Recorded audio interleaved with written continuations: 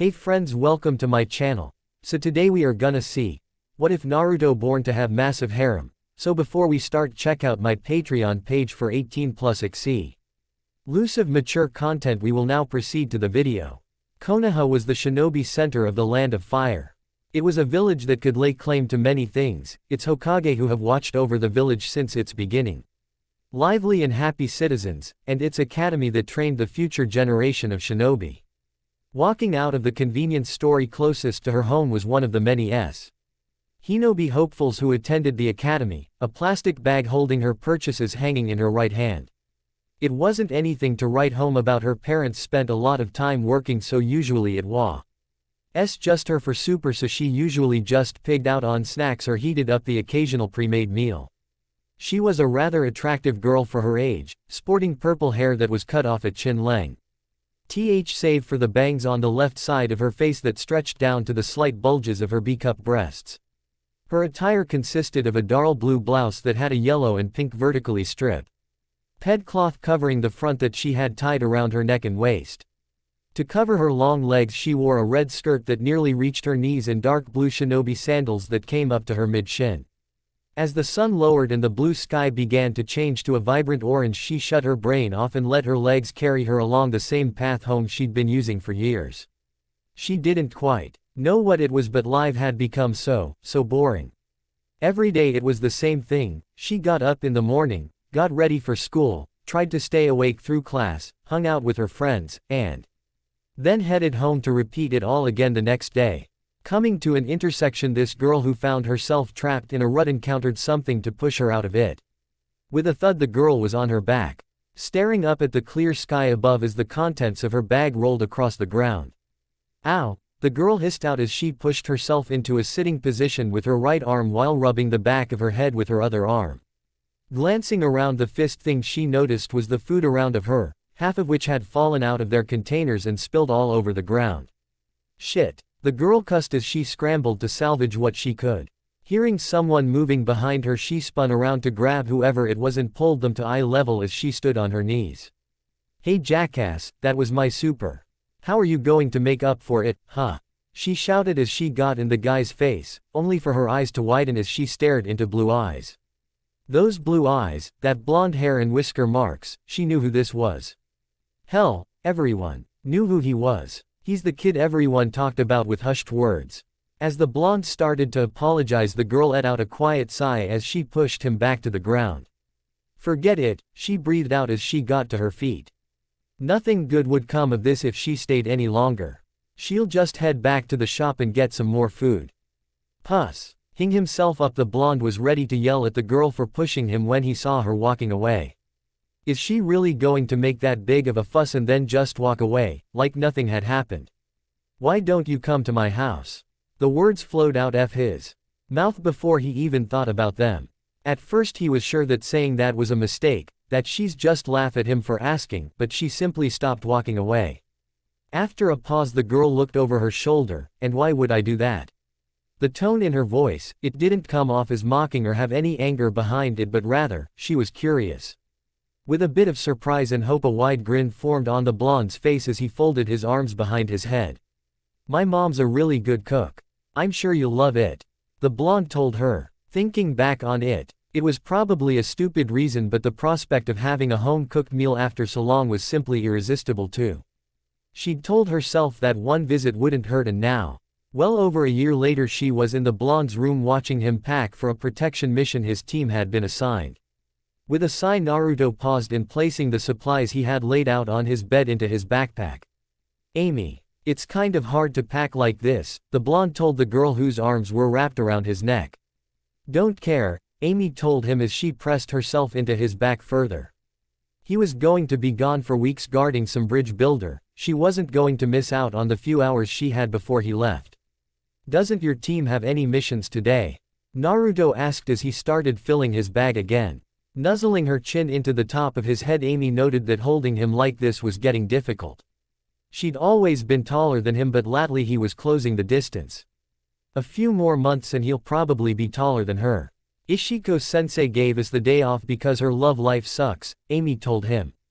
After having a woman like Ishiko for a sensei for nearly a year now, her, Kasumi, and Fuki came to expect seeing her show up with tear-stained cheeks every month or so and telling them about how she was stood up, or she was dumped, or the guy was married the whole time. Usually they sat around and comforted her for an hour or two before they got the day off whenever it happened. Ah, Naruto responded. It must be tough, but still, better than having a sensei that's always late. Hey, Naruto. Amy began as she took her head off of his and rested it on his shoulder. When the blonde turned his head to look at her, she quickly leaned in to place a quick kiss on his lips. Leaning her head back, she grinned as the faint blush on his cheeks. Consider that a good luck charm. After getting everything packed, Naruto was seen off by Amy and his mother as he went to meet up with the others at the mains gate and then ultimately heading out for the Land of Waves. As the day dragged on, the 4 Shinobi Plus bridge builders spent a good portion of the walk in silence. That is until Naruto's pink-haired teammate wanted to ask their charge something. Say, Mr. Tazuna, Sakura spoke up in order to get the man's attention. Next to her was the third and final genin of their squad, Sasuke Uchiha. Next to him was their sensei, Kakashi Hatake, with the bridge builder next to him, leaving Naruto walking a few steps in front of the group. What is it? Tazuna asked, sounding almost irritated. Your country is the Land of Waves, right? The pink kid asked. Yeah, what of it? Tazuna questioned. Turning to her sensei, Kakashi sensei, there are shinobi in that country as well, aren't there? The girl asked. No, there are no shinobi in the Land of Waves, Kakashi told her. But in other countries, there are hidden villages, each with their own customs and cultures, where shinobi reside. To the people of this continent, the existence of shinobi villages means strength, military strength. In other words, that's how they protect themselves and maintain the balance with neighboring countries. The shinobi villages are not controlled by any government, they're independent and have equal status. Now a small island like the Land of Waves has natural protection from the sea, so there's no need for a shinobi village. Kakashi was explaining when Naruto interjected. What about Uzushiogakure? The blonde asked as he looked over his shoulder, getting odd looks from Sakura and Tazuna. Uzushiogakure was one of the first shinobi villages to be founded. They used the surrounding whirlpools that gave their nation its name to train and develop ninjutsu safely away from the outside world. Uzushiogakure was the only major settlement to be established there, but unfortunately Uzushiogakure no longer exists, Kakashi said, leaving it at that. He was sure that Kushina would have already told him about the village she was born in and didn't want to risk opening up old wounds by going on longer than needed. What do you mean it doesn't exist? What happened? Sakura asked, unsurprisingly curious about this new information, even if Kakashi wanted to avoid the topic. Well, you see, Kakashi begins, trying to figure out the best way to tactfully explain it when Sasuke answered for him. It was wiped out in the last Great War, the young Uchiha said. Not what Kakashi was hoping for, but at least he didn't have to say it. What? Wiped out? Sakura exclaimed as her attention darted to the raven-haired teen next to her. The Uzumaki clan that first founded the village had strong ties to Konoha. Even though Uzushio hadn't taken part in the conflict, the other nations feared what would happen if they sided with our village and entered the war, so they took action before that could happen and leaving the village in ruin, Sasuke explained. Uzumaki. The pink kid repeated before her eyes widened. You don't mean? Sakura went one as her head turned to stare at her blonde teammate's back. Feeling her gaze on him, Naruto said, my mom was born there. Hearing that made the pink kid feel like shit for pushing the topic. When she tried to apologize, Naruto just shook his head before looking over his shoulder. You don't have to apologize, it happened a long time ago, the blonde told her with a grin. She still felt bad about it, but for now Sakura listened to the blonde. After that, the group returned to traveling in silence, albeit with a slightly uncomfortable atmosphere around them. As they moved further away from the village, they passed by a small puddle, surely a common sight, though it did catch Kakashi's attention. They passed by without any problem, but after their backs were turned, the small pool of water warped and rose until two figures clad in gas masks and sporting two large clawed gauntlets between them, one having it on his right hand while the other wore it on his left. With trained speed, the first shinobi threw his companion at the group as a long spiked chain shot out to connect their gauntlets. Before Normal human could react. They had the chain wrapped tightly around Kakashi's body, and with a swift tug from both of them the chain tore through the man like tissue paper. As Kakashi's remain fell to the ground, kicking up a blue-dye cloud, Sakura let out a startled cry as she stumbled back, and Naruto let out a cry for his fallen sensei. Just as the blonde was going to rush over in some vain hope that Kakashi was all right, the two assassins popped up behind him, chuckling as they narrowed their eyes. "Now it's your turn," one of them said as they moved to entangle Naruto like they had Kakashi. Reaching for his weapons pouch, the blonde moved to jump back, hoping he'd get out of their range before it was too late when Sasuke jumped into the action, unleashing a shuriken that pinned the chain to a nearby tree before following it with a kunai to pin his first thrown weapon into the trunk as well. As Naruto brought his kunai out, he watched as Sasuke landed on the gauntlets that were now keeping their owners at bay. Placing his hands on the gauntlets, the Uchiha kicked out with his feet, using the trapped chain to his advantage to add even more of an impact as his feet slammed into the pair's faces, with their chain hindering them. Now they opted to detach themselves from it and split up, one of them rushing for Tazuna while the other went for Naruto. "Hinoka, Hanaka," Kushina called out as she wandered around the residence. Coming to a stop at the garden at the back of her home, she placed her hands on her hips and let out a huff. Where could that girl be? Seeing Amy tossing kunai as a target pinned to the large airy tree, the red-haired woman called her over. Halting her arm before the next blade left her hand, the teen looked over to see the woman waving her over. Amy flicked it in the tree's general direction before running over to the woman. "What do you need?" Amy asked before she came to a stop in front of the woman. "Hinoka, I haven't seen her since this morning." "You haven't seen her, have you?" Kushina asked. "Oh, she went with Naruto," Amy easily answered, getting a surprised look from Naruto's mother. What the shinobi who had targeted Tazuna grunted out, his body being restrained by gold end chains just before he was about to pierce through the genin standing between him and the old man with his metal claws. His partner wasn't faring much better as he stared down the person responsible for stopping them. Between him and Naruto was a woman with dark eyes and long, straight red hair tied into a thick braid which she wore with a white band. Her clothes consisted of a purple, sleeveless kimono blouse, with yellow trimmings held close by a traditional obi with a long, streaming bow tied to it, having mesh armor underneath, and wearing a short white skirt with nothing covering her legs or feet. Hinoka? Naruto questioned as he found himself staring at the woman's back. Since when and how was she here? Looking over her shoulder, the teen gave him a warm smile and a quick nod. Quote, "I suppose I should thank you for that," Kakashi said, directing everyone's attention up to the tree branch he was kneeling on. "Kakashi-sensei." But Sakura was surprised as she from the man to where his remains should be only to see a pile of sliced wood. A substitution, the pinkett commented with a few blinks as she put two and two together. Jumping down, the silver-haired shinobi began to casually walk over to the group.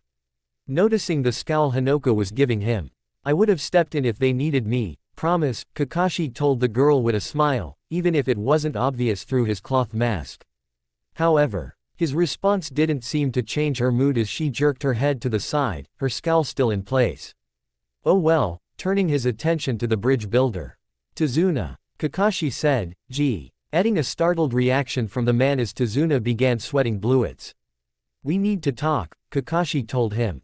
"How did you know about our ambush?" one of the enemy shinobi asked after the pair was tied to a tree. "A puddle. On a clear day when it hasn't rained in weeks." Kakashi answered with a question of his own. "In that case, why'd you leave it to the genin to do the fighting?"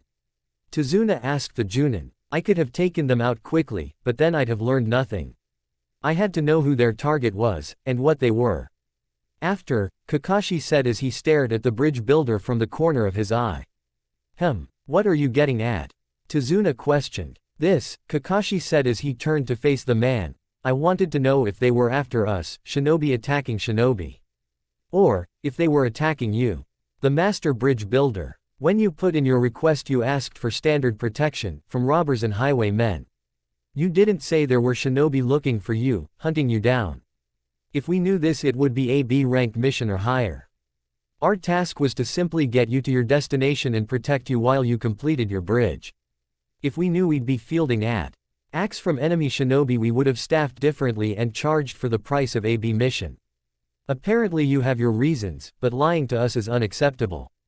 We are now beyond the scope of this mission, Kakashi told the man. As Kakashi spoke, Tazuna's head lowered, hiding his face behind the wide straw hat he wore. He knew that he had lied to them, but what choice did he have? If we just leave him like this, he'll be killed. We can't let that happen.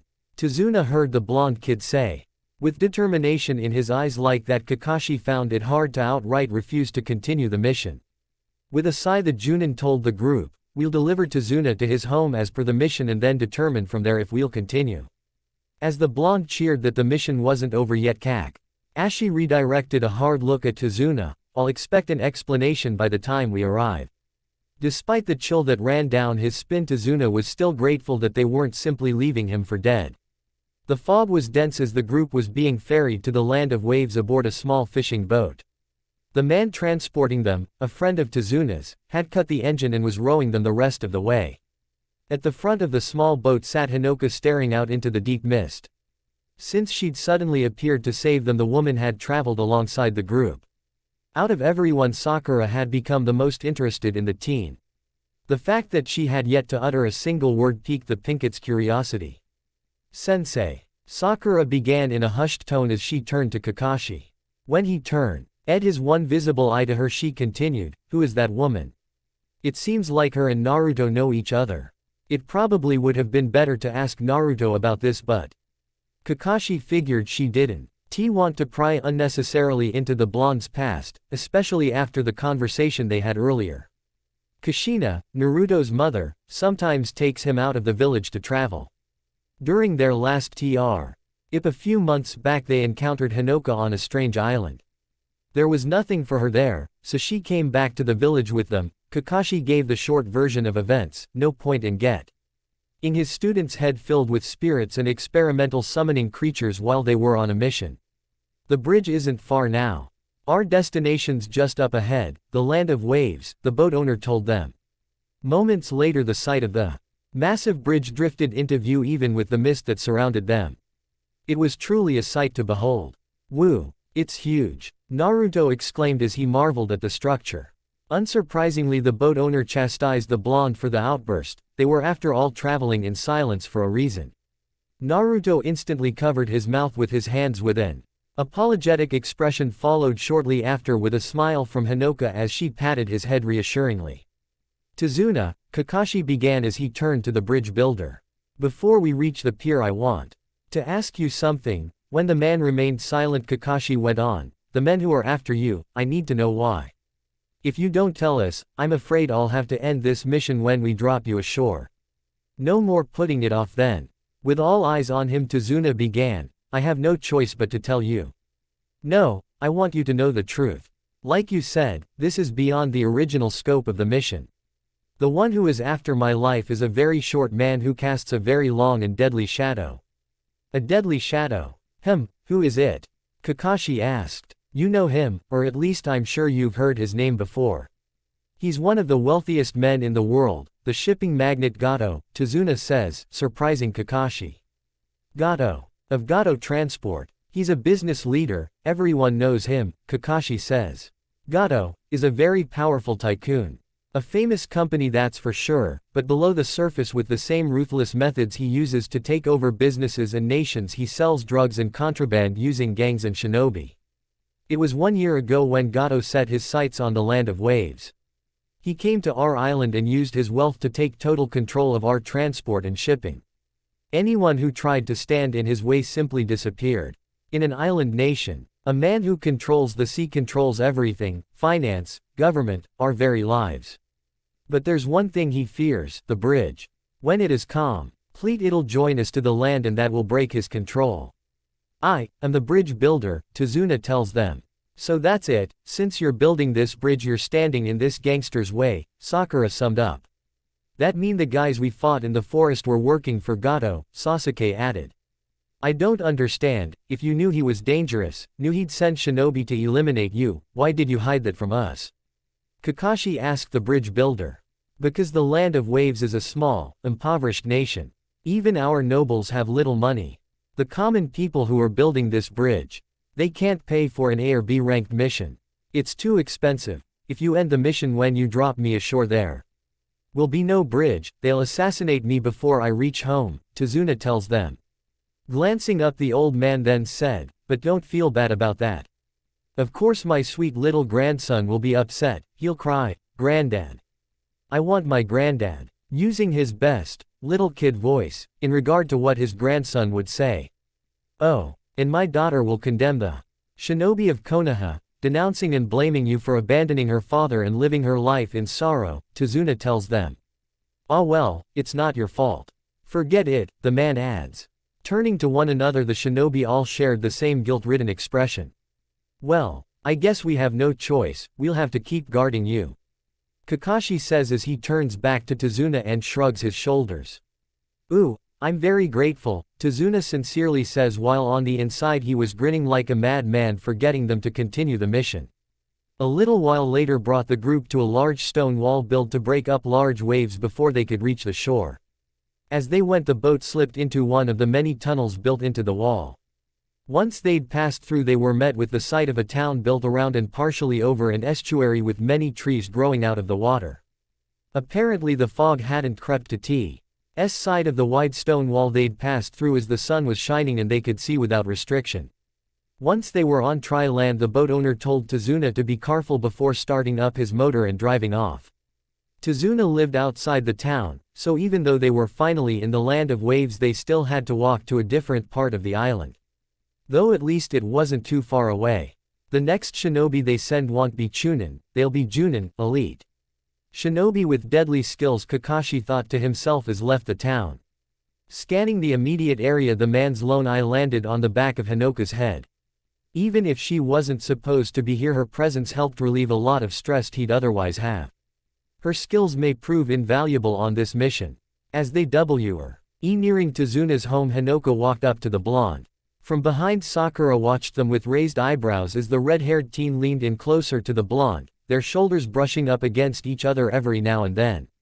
What are they doing? Don't they realize we're supposed to be on the lookout for enemy shinobi right now?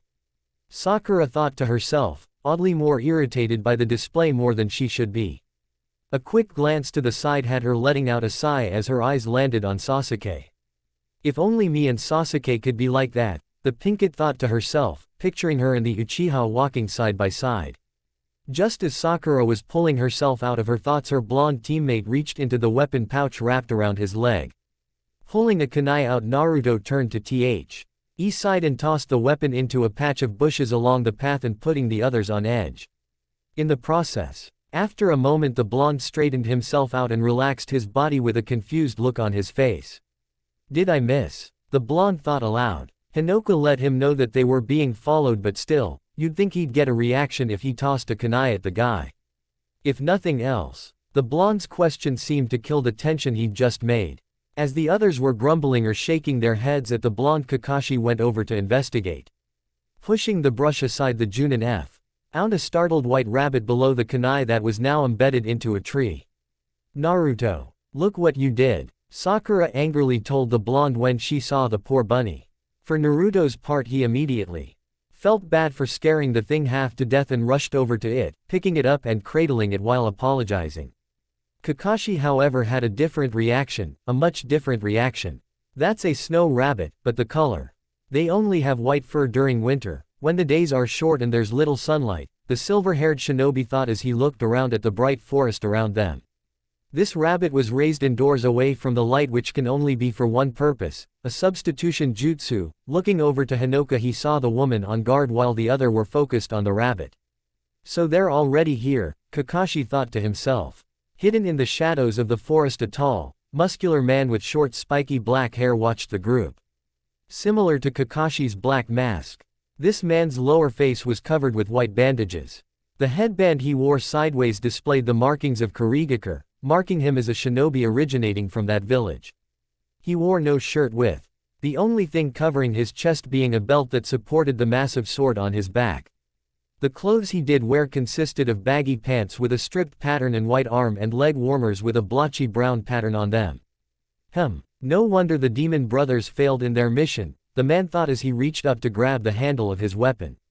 It's the copy shinobi from Konoha, Kashi of the Sharingan, the man thought to himself as his eyes came to focus on the silver-haired man. Feeling an oncoming attack, Kakashi spun on his heel while telling everyone to get down. From the trees the massive sword of their enemy was spinning right for them, aimed to take of their heads. As the everyone ducked to avoid the blade, Hinoka rushed to the center of the group, golden chains erupting from her back.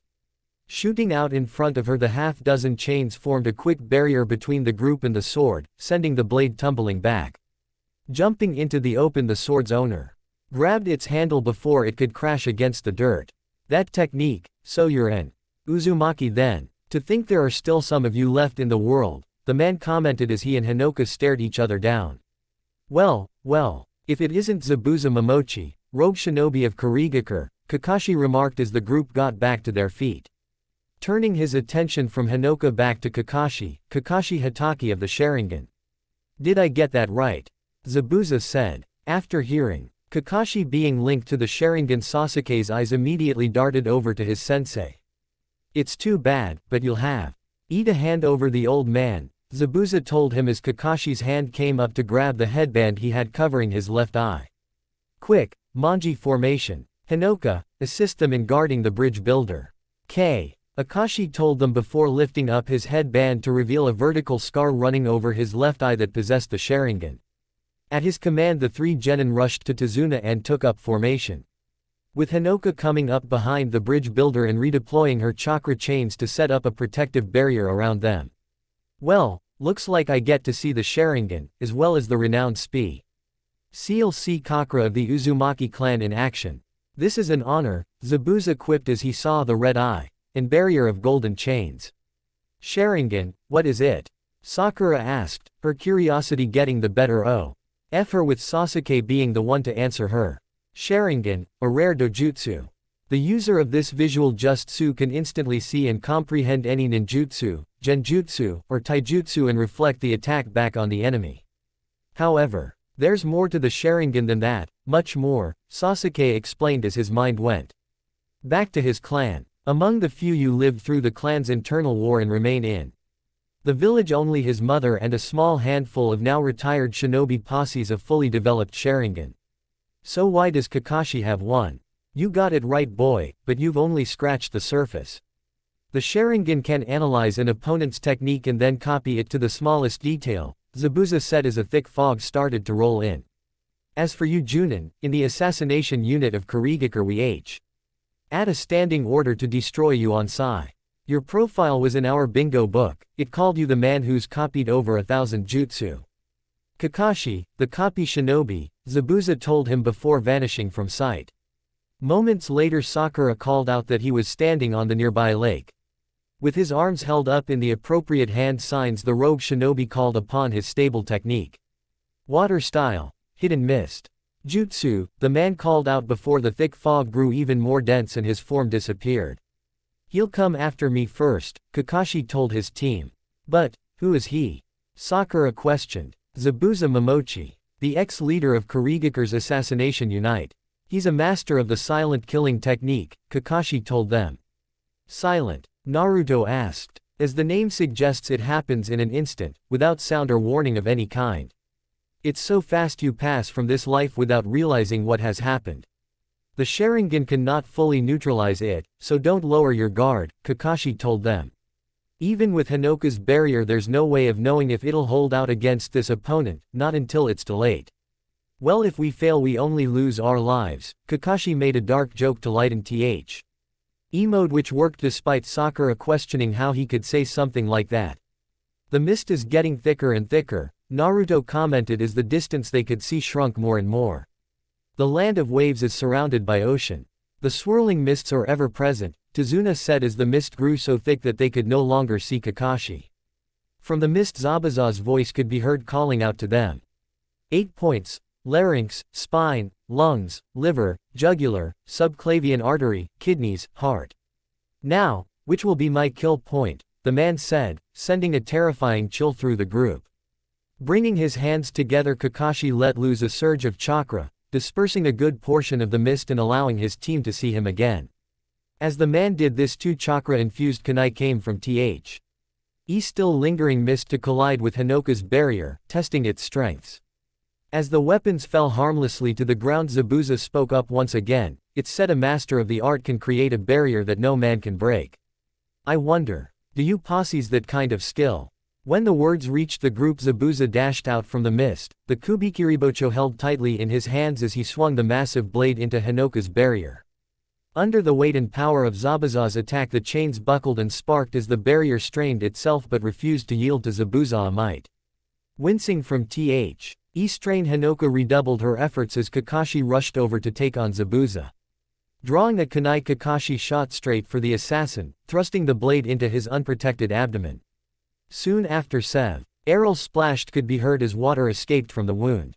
With a cry from Naruto, the Junin was alerted to a second Zabuza behind him. With Kubikiribocho ready to kill once again, the first Zabuza reverted back to water as the other swung his blade. Die! Zabuza shouted as he cut right through Kakashi. However, what fell to the ground after was not a core but another puddle of water. The water clone jutsu. Zabuza thought with widened eyes.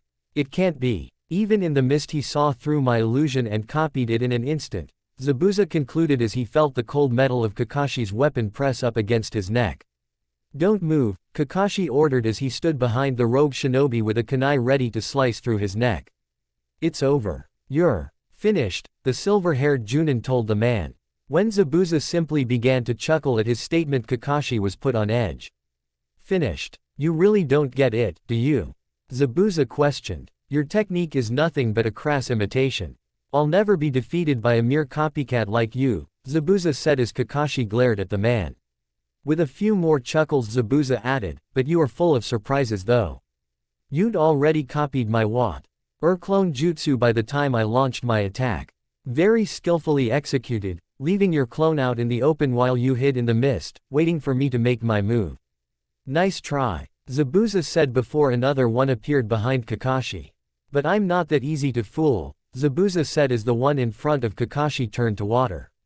With split-second timing, Kakashi ducked under Zabuza's attack, however that didn't mean he was saved.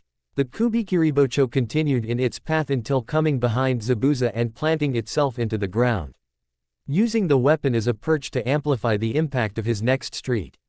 Zabuza spun quickly and with a single kick he sent Kakashi flying into the lake. Firmly grabbing the handle once more, Zabuza rushed in for another attack but came to a stop just before hitting the water. As Kakashi went sailing through the air, he dropped iron spikes on the ground, but they did little to impede him as Zabuza simply jumped over them and dove into the water. Seeing their sense, I get hit like that understandably left an impact on the three genin. Coming up for air, Kakashi took note that the water didn't feel right, like it was heavy or dense. However, he didn't have long to think about it as Zabuza ran up behind him. Ha, fool, Zabuza mocked as he ran through hand signs. Once finished, he called out the name of his water prison jutsu and entrapped Kakashi in a sphere of water. Escaping into the water. Big mistake, Kakashi thought as he took in the position he was in. This prison is made of water but it's stronger than steel. It's hard to fight when you can't move. So much for the great Kakashi, Zabuza said with a low chuckle as he stared down at his trapped foe, his right hand sticking into the sphere to keep it stable. I'll finish you off later, but first. Your little friends will have to be eliminated, the man said as he turned his attention back to the group. With a single hand, Zabuza summoned forth yet another water clone from the lake. He's more skilled than I thought, Kakashi worriedly thought as Zabuza began to chuckle again. You think having a headband makes you a shinobi? When you've hovered between life and death so many times it doesn't even faze you, then you may be called a shinobi. When you've become so deadly your profile is entered into my bingo book, then you may have earned the title shinobi. But to call upstarts like you shinobi is a joke, the clone spoke before summoning forth more fog. This was bad, the genin couldn't fight Zabuza alone and Hinoka needs to concentrate on the barrier if it's to survive an attack from the man. Looks like there's no other choice. Listen, take the bridge builder and run. You can't win this fight. He's using all of his power to keep me in this prison so he can only fight you with his water clone. But the clone can't go far from the real body. If you go far enough he can't follow, so run. Kakashi called out to the group. No, they couldn't just leave him. With his hands tightening around his kunai, Naruto was ready to take this guy on, but a hand coming to rest on his shoulder eased his anger. Hinoka, what is it? The blonde asked as he looked over his shoulder at the woman. Without uttering a single word, the Uzumaki girl conveyed what was on her mind as the pair stared into one another's eyes. Got it. You want us to protect the bridge builder, Naruto said as he turned his head back forward. He wanted to get in on the action, but this was their best option. We can't run away. We're dead if we run, Sasuke argued after hearing the blonde. Even with Hinoka's protection, it'd only be a matter of time before he got around her barrier, the Uchiha reasoned.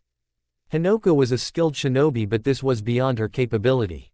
You said we're running, Naruto asked, getting odd looks from Sakura, Sasuke, and Tazuna. Turning to Tazuna, Hinoka stared deeply into his eyes, and while the bridge builder didn't have the advantage of shinobi training, even he could tell what she wanted to say. I never hired you in the first place. I've no right to stop you if you want to help their sensei, Tazuna told the girl. With a warm smile, she gave the man a nod before taking down the barrier. Turning to the water clone, Hinoka once more put on a determined expression. So, finally going to fight, are you? Zabuza asked as he stared the woman down. There's only ever been one Uzumaki to make it into my bingo book, the clone said as it reached up for its sword. Let's see how to stack up to Konoha's Red Death, Zabuza taunted her. Back with the original, Zabuza. What are you doing? I told you to run. This fight was over the moment I got caught, Kakashi yelled out to the group. However, his cries fell on deaf ears as Hinoka charged the water clone. As the redhead approached, the clone Zabuza's Kubikiribocho came off his back. Leaning back, Hinoka used her momentum to slide under the swinging blade. Once she was underneath him, her chains once more shot out from her body, using the large spikes at the end to impale the clone. As the clone turned to water and fell down on her, 2 more chains came out from her hip. Shooting out to the water's edge, they planted themselves into the earth, and by pulling them back to her, Hinoka was able to rapidly propel herself towards the real Zabuza. Clever, using her chakra chains to accelerate her body, Zabuza praised as Hinoka ate the lake and took the chains out of the earth so they wouldn't slow her down. But, the man began as the teen flew across the water's surface, coming straight for him. A frontal attack like that won't work on me, Zabuza shouted as he swung his blade down, slicing Hinoka right down the middle as she came within reach of his attack. With his victory evident, Zabuza grinned wildly under the bandages. However, something wasn't right. Time seemed to slow down as his blade passed through her body with ease, as if there was no resistance at all. When she continued to move forward and pass through his body, Zabuza's eyes widened. A genjutsu? The man wondered as the last of Hinoka passed by. When did she? The man was trying to figure out when his sense of danger kicked in. In his nay of work, even a split second of hesitation could cost you your life, and so the man leapt away. As he flipped through the air, a truly aggravating sight met his eyes. The danger he senses were the raw chains coming out of Hinoka's back, which would have run through him had he been there a second longer. But how? Damn it! How did she not die when he sliced through her? How did she pass through him? Is it some kind of ninjutsu? Damn you! Zabuza roared as he landed back on the water. Rushing the girl, he went to swing his large blade at her once more. Even if he had to cut her down 1,000 times over, he'd kill her. Before the Kubikiribocho could make contact with Hinoka a second time, Kakashi had jumped in to block it with a kunai. With water still flowing down his body, Kakashi stared into Zabuza's eyes with his Sharingan. Hinoka, you did good, but it's time you got back to the others. I'll handle it from here, Kakashi told the girl. With a nod, the teen ran around the 2 Junin and rushed back to the group. Her and Zabuza's eyes meeting as she passed by. That's quite the technique she's got. Any normal shinobi would have stained my sword if they'd tried the same thing, Zabuza meant as his sword and Kakashi's kunai scrapped against each other. I'd let you in on the secret, but now isn't the time for ghost stories, Kakashi told the man. After another moment of the 2 ring at one another past, they jumped away as Zabuza put the Kubikiribocho back on his back. As soon as the rogue Kurigakure shinobi landed on the water, he was speeding through hand signs that Kakashi began to copy when he landed. Once finished, the pair called out in unison, water style, Water Dragon Jutsu. With the jutsus complete, twin dragons rose from the lake, each one twisting and turning around the other before finally clashing and turning back to water, which rained down on the two shinobi and stirring up the water of the lake. Once more the two combatants clashed sword against kunai as the after effects of their jutsu continued to kick up waves in the lake. Something isn't right, Zabuza thought as he ran through what just happened in his head. The Sharingan can comprehend and replicate the enemy's technique. However, both just occurred simultaneously. Could he, the man thought to himself. Breaking away again, the two stood opposite one another, beginning to run. In a circle, Zabuza watched as Kakashi followed his every move beat for beat, even coming to a stop at the same time he did and replicating his pose without hesitation. He's not just following, he's moving in the same way at the same time, Tazuna commented as they watched the fight. How's he doing that, how Sasuke? Sakura asked but received no answer from the Uchiha. My movements, it's as if he knows what I'm, Zabuza was thinking when Kakashi spoke. What you're going to do next, the silver-haired shinobi finished Zabuza's thought. What? The man questioned with wide eyes as he stared at Kakashi. Is he reading my mind as well? Zabuza wondered. He looks at me with that eye, he thought as he stared into Kakashi's Sharingan. It makes you furious, doesn't it? Kakashi asked. Huh, all you're doing is copying me. Like a monkey, Zabuza told him as he started on a new set of hand signs. You can't beat me with cheap tricks, I'll crush you. Zabuza and Kakashi said in unison, pissing Zabuza off. When I'm finished with you, you'll never open that monkey mouth again. Zabuza yelled. As they continued going through hand signs, a figure began to appear behind Kakashi. What is that? Zabuza wondered as it slowly took shape. Eventually the murky figure took his form. It's me. But how? Is it a genjutsu? The man wondered as Kakashi finished his jutsu. Water style. Giant water vortex jutsu, Kakashi called out, stunning Zabuza as a stream of water came out of the lake and formed a ring in front of Kakashi. That ring quickly expanded till it was a giant surge of water that launched out towards Zabuza. Impossible. Zabuza cried out just before the water slammed into him. Carried along in the violent current, Zabuza wondered who Kakashi could use that jutsu first when he was just about to use it. He copies my jutsu before I can even do it.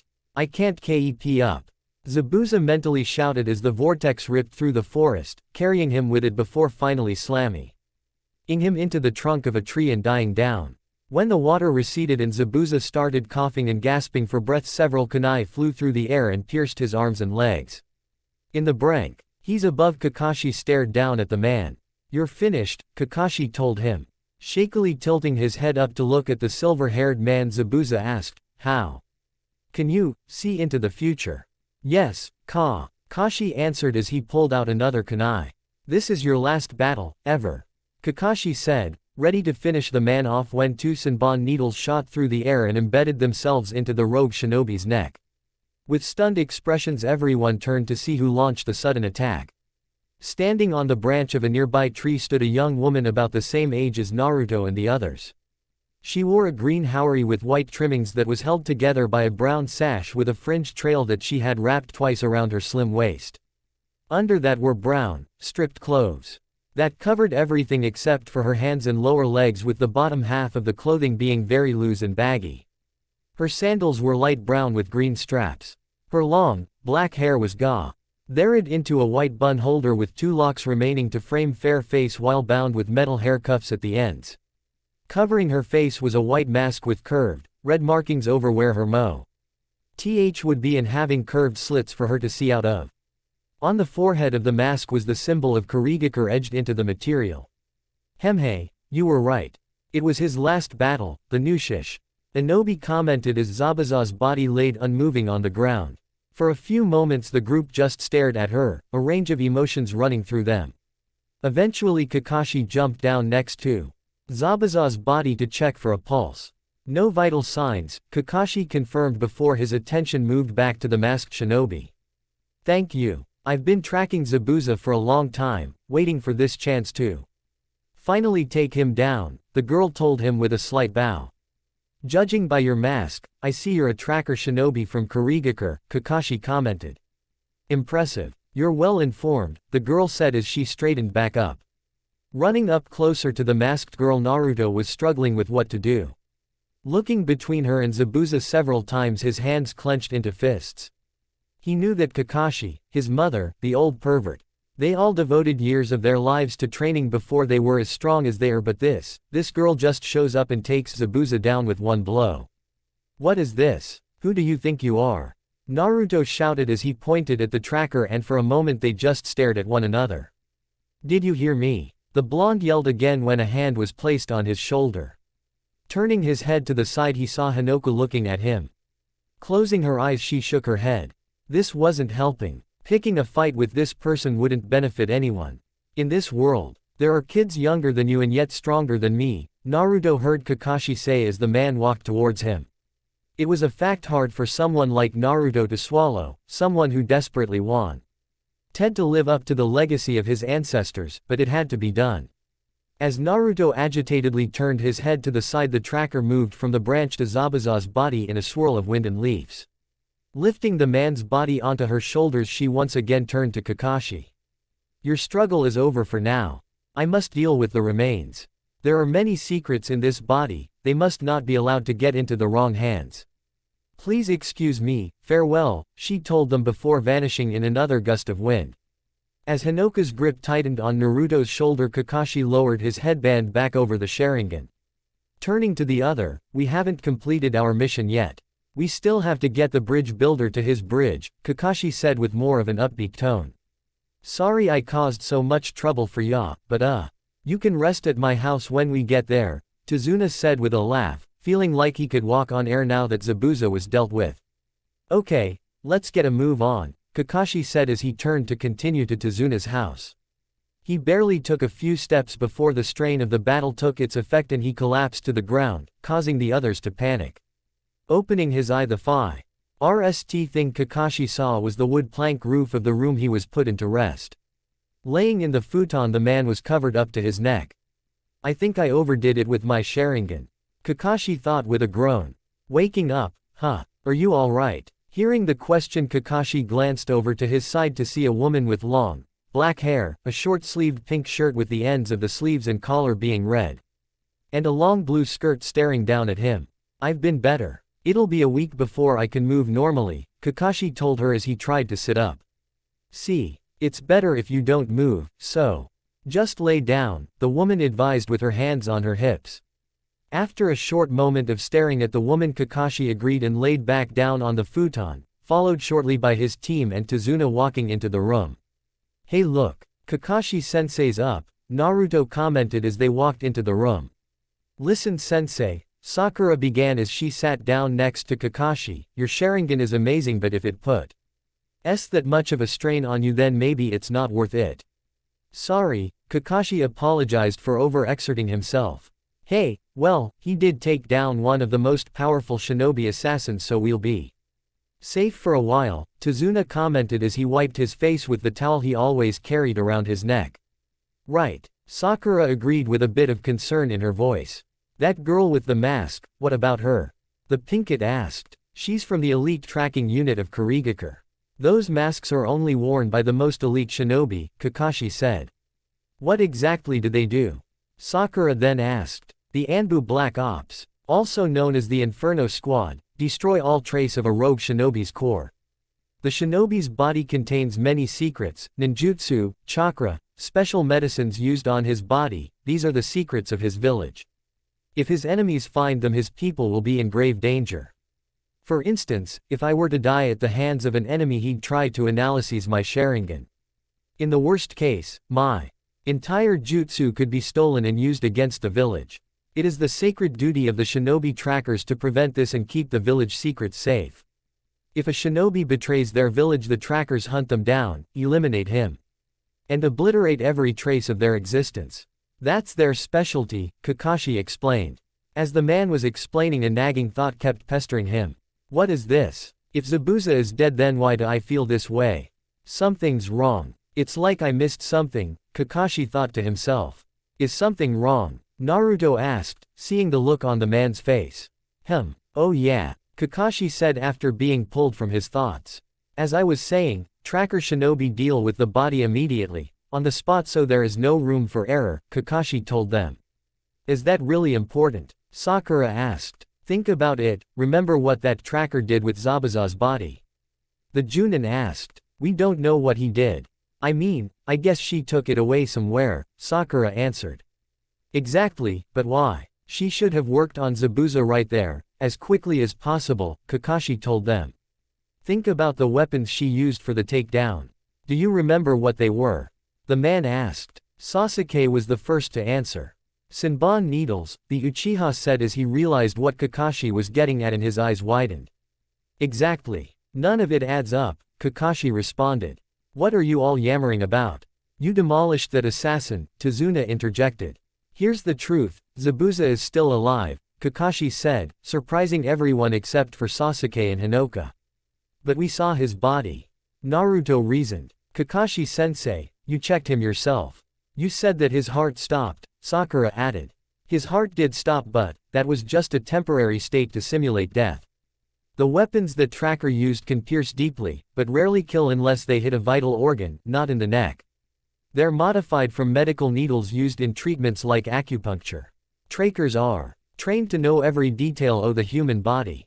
Causing the heart to stop temporarily while keeping the body alive is a simple task for them. First, she carried Zabuza's body away even though it's much heavier than she is. Second, she used Senbon which have a precise effect but are rarely fatal. From these two factors we can conclude that the tracker wasn't trying to kill Zabuza, but save him. Kakashi told them. Come on, you're overthinking this aren't you? Tazuna asked, not wanting to believe what he was hearing. Encountering suspicion a shinobi prepares quickly, hesitation leads to disaster. Every shinobi knows this saying, Kakashi said as his eye darted over to Naruto. By the look on the blonde's face he was exited to hear that Zabuza was alive. Perhaps this time he'll get to show what he can do. So with you out of commission we'll have to rely on Hinoka. Tazuna questioned. The girl may not have fought for long but she certainly held her own. With her skills they should be saw. That's not a preferable position to be in. Hinoka can't sustain a long fight with her level of training and after rescuing me from the water prison they'll know not to use physical attacks on her. If it came down to a one-on-one fight, I'm not sure she'd be able to protect you. Kakashi bluntly told the bridge builder. Well, if we can't rely on just Hinoka then what are we supposed to do? Sakura asked. After a few chuckles Kakashi told her, just because I have to rest my body doesn't mean I can't train you. This came as a surprise to the Pinkett and she may sure to voice it, now hold on Kakashi-sensei. A little bit of last-minute training won't prepare us for Zabuza. That may be true, but after that fight Zabuza will undoubtedly need as much time to recover as I do. Between now and then you'll train so that you can better support me while we have our rematch. On top of that, we can expect his accomplice to take part in the fight now that we know they're working together. If you re-undertrained then you risk the lives of both yourself and those we're here to protect. Kakashi tells the girl. Right. Naruto exclaims after Kakashi had finished. We'll get stronger and protect the bridge builder.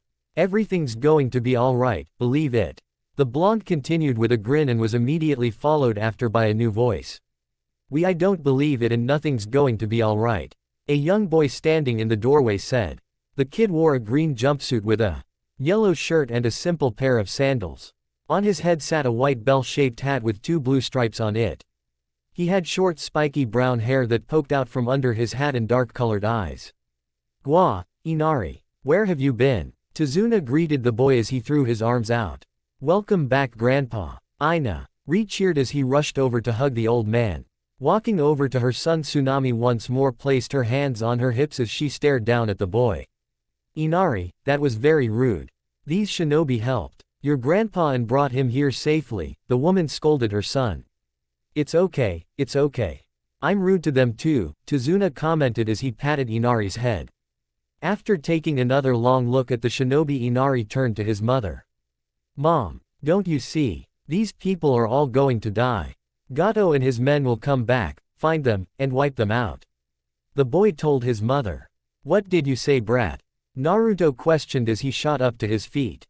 Listen up. Do you know what a super shinobi is? That's me. Only a lot better. This Gato guy is no match for a real hero like me. Naruto told the kid. Huh, there's no such thing as a hero, Inari scoffed as the rim of his hat hit his eyes. You're just full of stupid ideas, the boy said as he raised his head to stare at the blonde. Naruto was about to storm over and get in the kid's face, but Hinoka's hand grabbing the bottom of his jacket quickly put an end to that idea. If you want to stay alive you should go back where you came from, Inari said before he turned to walk away. Inari. Wait, where are you going? Tazuna asked the boy. To look out at the ocean. I want to be alone, the boy answered before leaving the room. Turning to their quest, Tazuna apologized for Inari's behavior. A little later and Naruto was making his way upstairs. He didn't care if the kid was the client's grandson, he was going to knock some sense into him.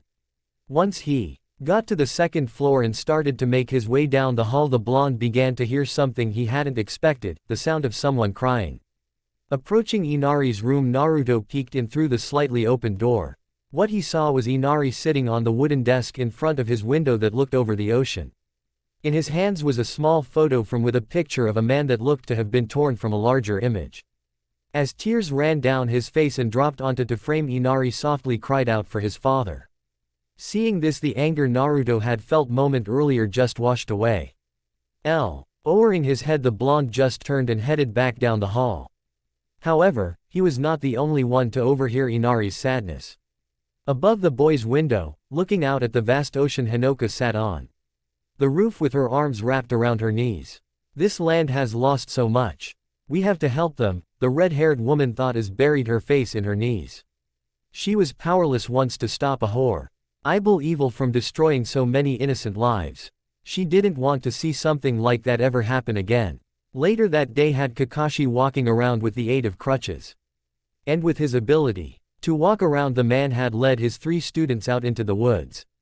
Alright, training begins now, Kakashi told the 3 after he'd found a suitable location. First, we will begin with a review of chakra, a shinobi's basic source of power. Understanding chakra is essential, Kakashi told them.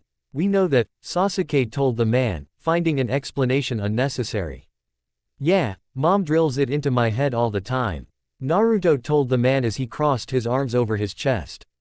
Is that so? Kakashi asked them. Then surely you're already aware of the tree climbing exercise, correct? The man questioned. This is where the 2 of them faltered. The tree climbing exercise? Naruto questioned while Sasuke turned his head with a humph.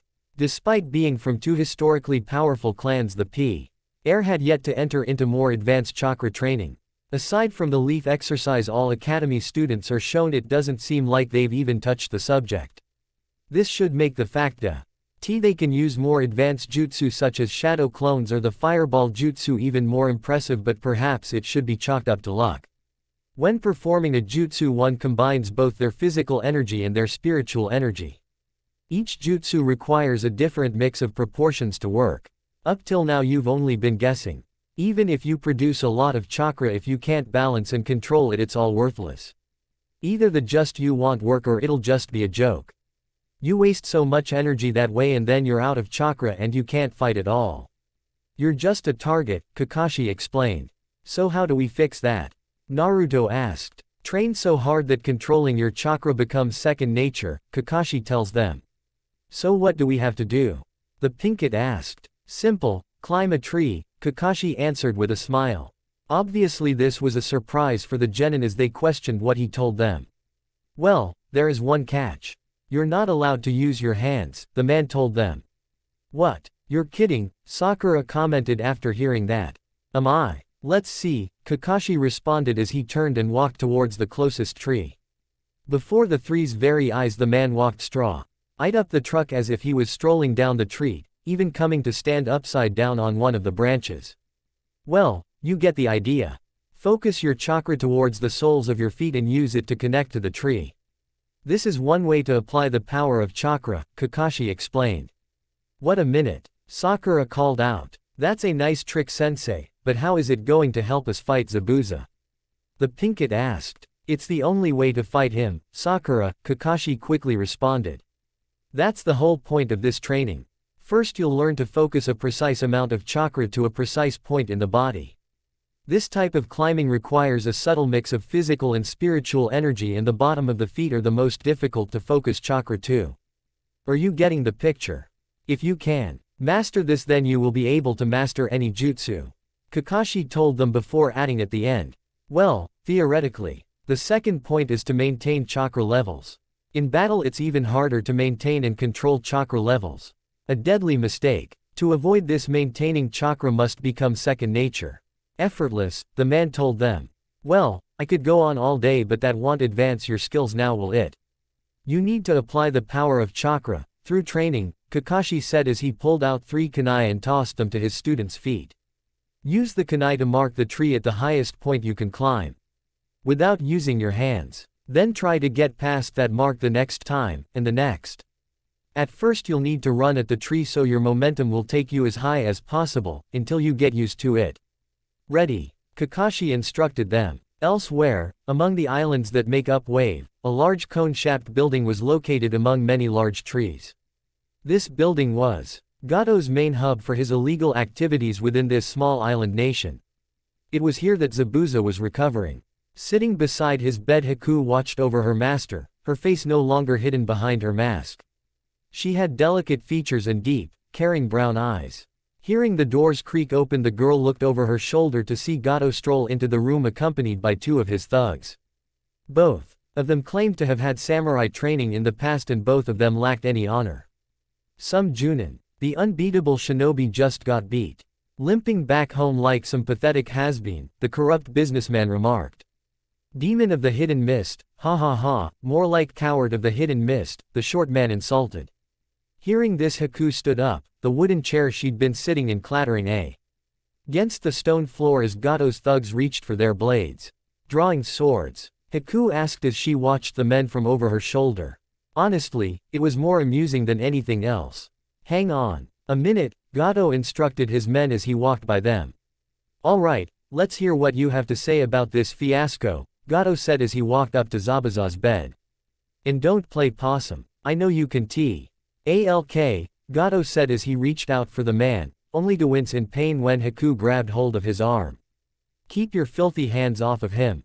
Haku lowly growled out as she glared daggers at the man and squeezed just a bit harder. Og, you're gonna break it, the man shouted. Seeing the guy who writes their checks in danger, the 2 samurai thugs drew their swords and rushed the girl.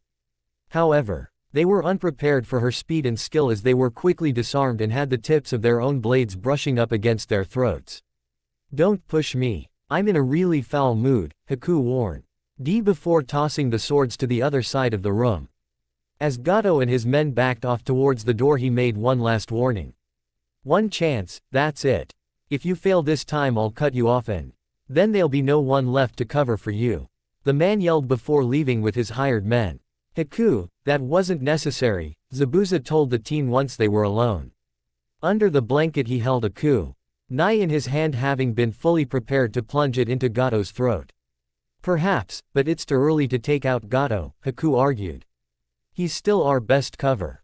Think about it, the murders would draw their attention. Then they'd be after us again, Haku said, referring to actual tracker shinobi from Kurigakure. We need restraint, the girl told him with a smile. Right, Zabuza reluctantly agreed as he closed his eyes and tried to rest. The moment Gato no longer served a purpose, he was a dead man. Tsunami was a stay-at-home mother. She tended to the house, prepared everyone's meals, and made sure her son and grandfather looked presentable before they went out in public. Today, she had nothing to do. It was actually quite common. There was only so much she could clean or rearrange before having nothing to do. She considered getting a job in the past, but Inari was still a bit too young for her to comfortably leave him alone all day. Then you had the fact that even if she got a job, it'd never pay enough to make the daily trip to the town worth it. She'd picked up a few hobbies over the years such as gardening and origami to whittle away the hours, but today she was fighting off boredom thanks to the blonde shinobi staying in her house. Like everyone, she had heard the tales of shinobi who could breathe fire or scale walls and toss boulders 5 times their size.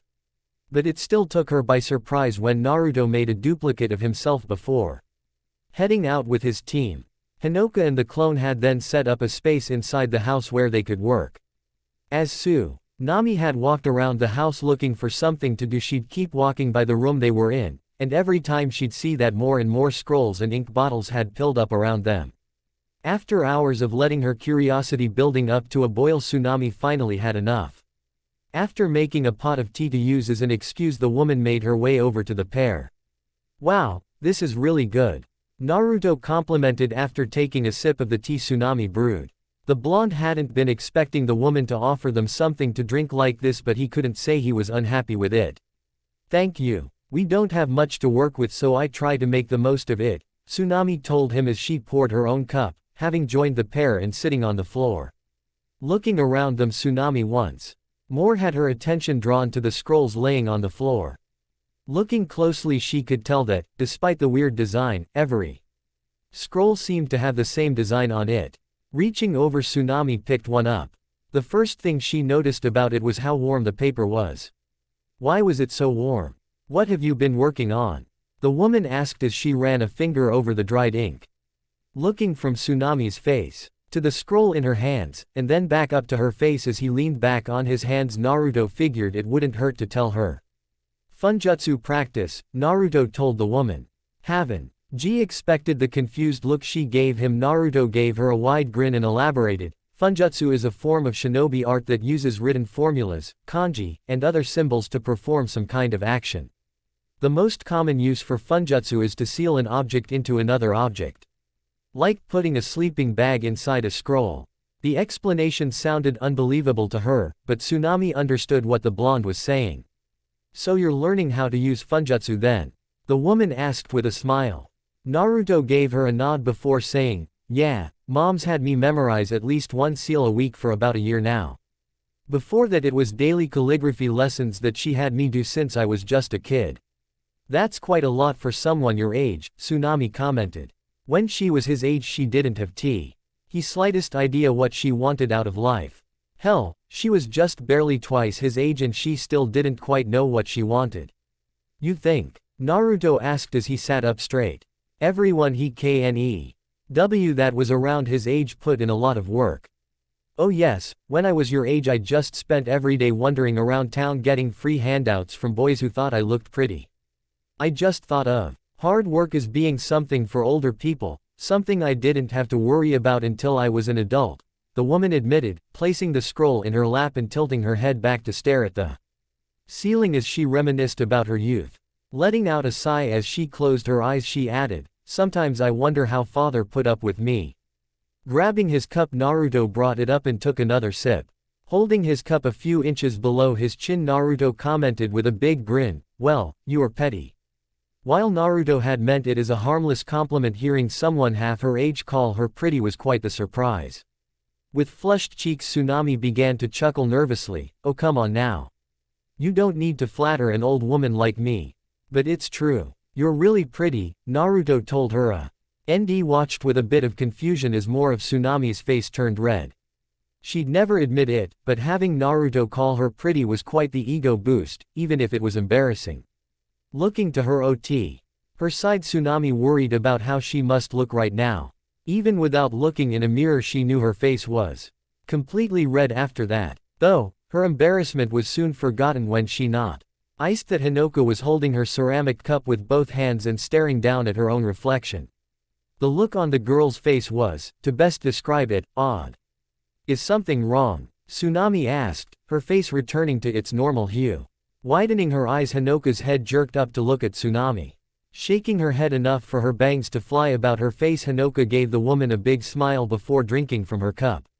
Lowering the cup, Hinoka let out a blissful sigh. It really was delicious. Tsunami was still a little concerned with the look she saw on Hinoka, but seeing her act like this put a smile back on her face as she chuckled ever so slightly.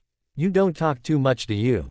the woman offhandedly remarked, finding it cute in a way.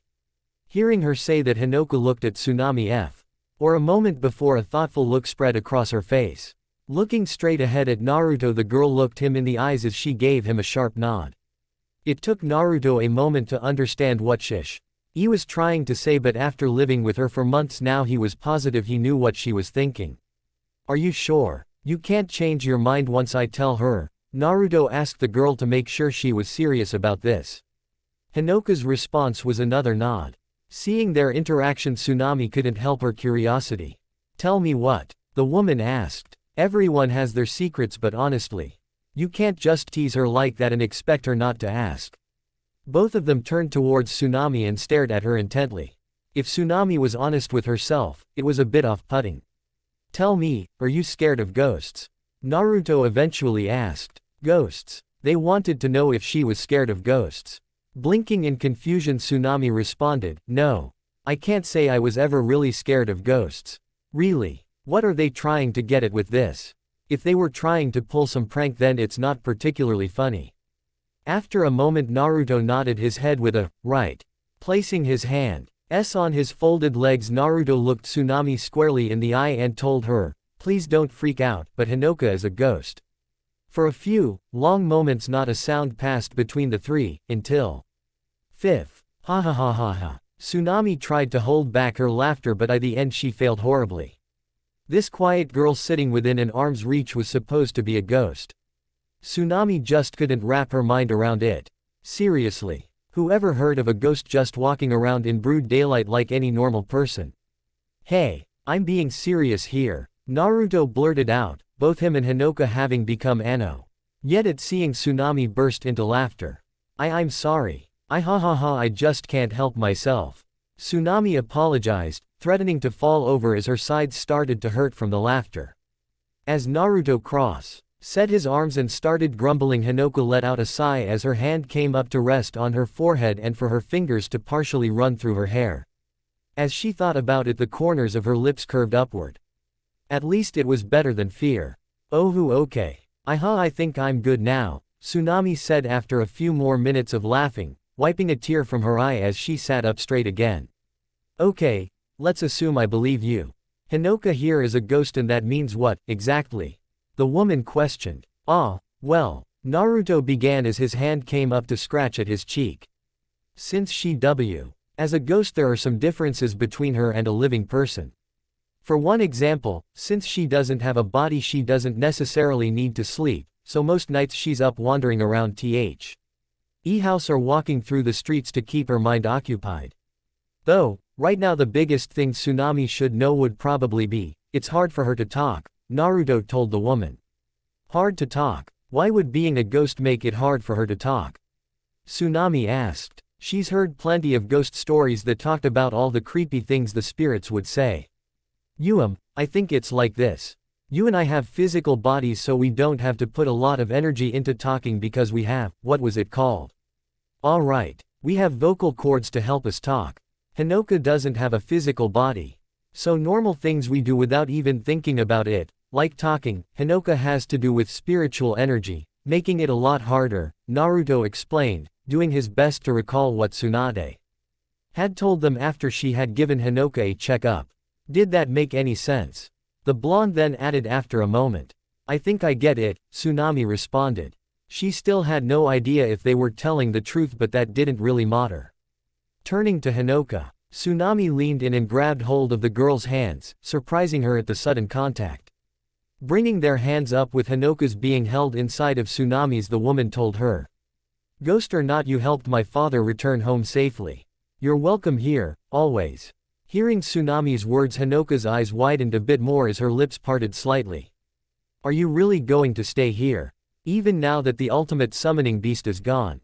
An image from that fateful day came to the foreground of Hinoka's mind.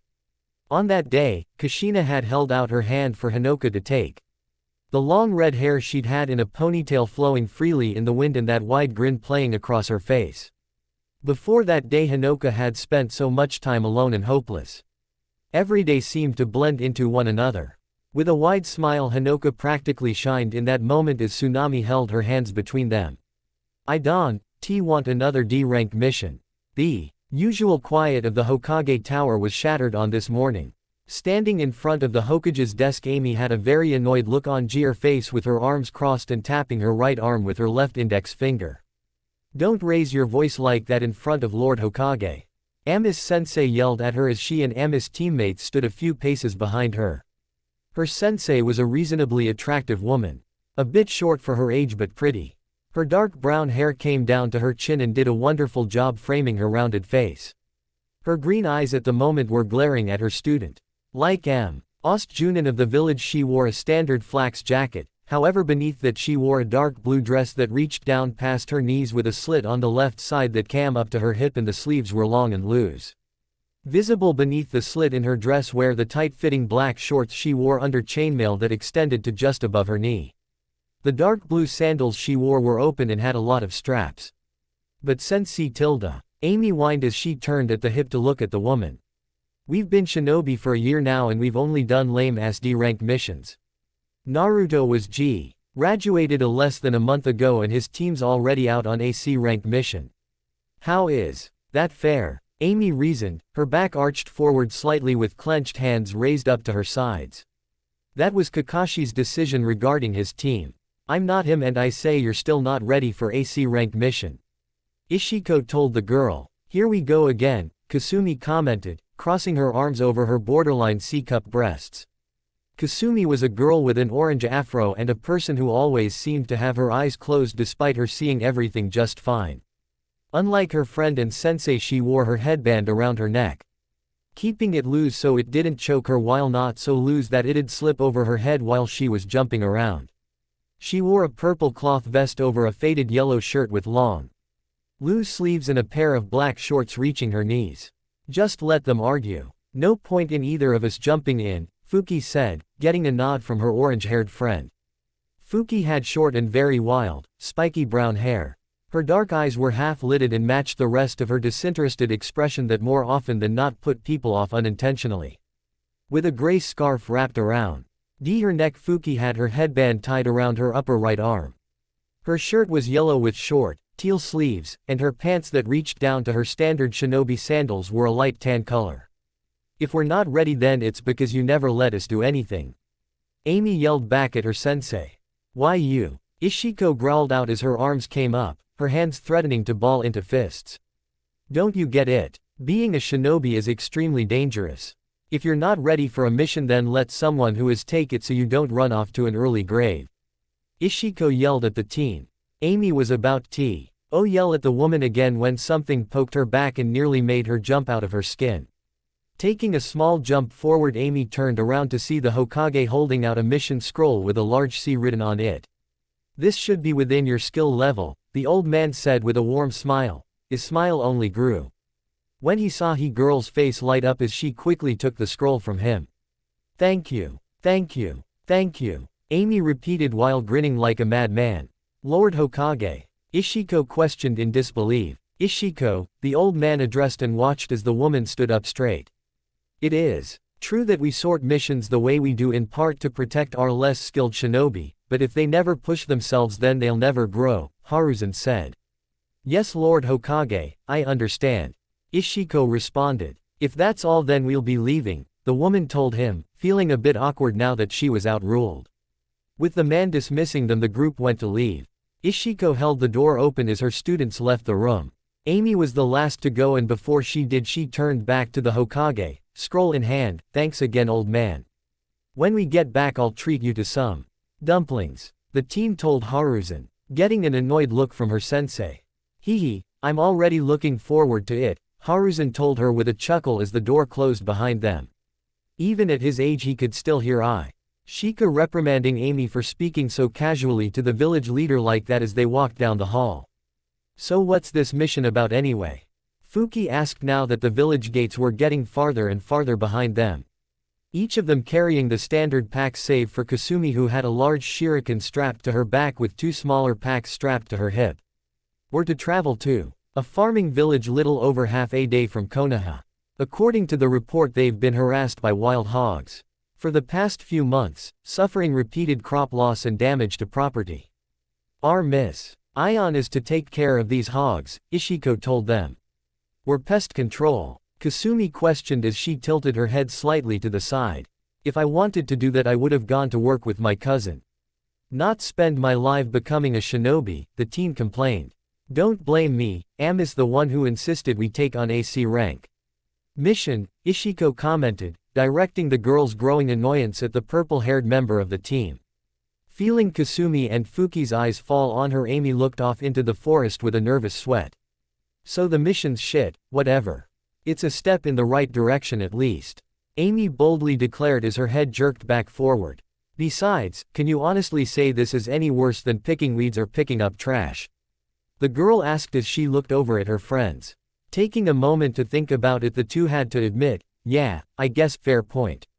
Word had been sent ahead of them via Messenger Hawk that a shinobi team had been sent out to handle the mission, and so many of the villagers were waiting for the group on the outskirts of the village.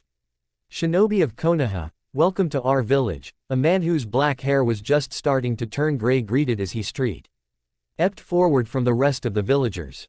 Coming to a stop in front of the man, Ishiko stretched out her arm to shake his hand. As the woman was about to speak, Fuki beat her to it. This is quite he welcoming party you got here, the teen commented as she eyed up the villagers with her right hand resting on her hips. Coming to the front of the group, a tall man with a chiseled chin, short black hair, and a muscular body build from hours of work spent on the farm every day commented, well, when our livelihoods rest in your hands, you better believe we'll be out here to welcome you with open arms. As Fuki was saying when Ishiko slid in front of her with hearts in her eyes. Of course, when we heard the plight your village was suffering through, we couldn't help but accept the request. Ishiko gushed, her hands clasped together in front of her chest as she stared into the man's amber eyes. Behind her, her genin team just rolled their eyes at the woman's antics. With Ishiko distracted, Kasumi stepped forward to talk to the man who'd originally stepped forward from the other villagers. Can you tell us more about the wild boars? The girl asked. Yes, the wild boars, the man began with a slight nod. It's not unusual for them to visit our village every year from the nearby mountains. Usually we can just set up a few traps to capture them and be done with it, but this year we had set up the traps like always, but when we went to check them the next morning they'd been torn apart, left as nothing more than heaps of twisted metal, the man explained. Ends like that take some serious strength, and you say all of the traps were like that? Kasumi asked as she folded her left arm under her chest and rubbed her chin with her right hand. Not all, we still have a few traps left, but none of them have captured anything this year, the man told her. I see, Kasumi murmured. To be able to tear apart a metal cage, are they dealing with a shinobi here? Don't worry, we'll have this all sorted out before you know it, Amy proclaimed with a wide grin as she jabbed her left thumb into her own chest. Yeah, if we can't catch them with a trap, we'll just track them down and beat them into submission with our bare hands. Fuki exclaimed as she slammed her fist into her open palm. Right, Kasumi agreed with a confident nod. After hearing these Woe say something like that, they better not fail. They wouldn't want to look like idiots now, would they?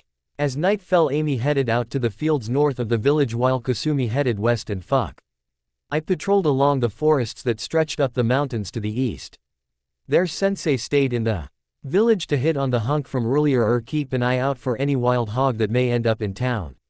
Kasumi had requested that they use the remaining traps, and now they were patrolling their areas, making sure to regularly check the traps within those areas. Coming to land on one of the 3 traps set up in her area, Amy glanced down to see a hog soundly trapped behind bars, having been lured in by the fruit left inside as bait.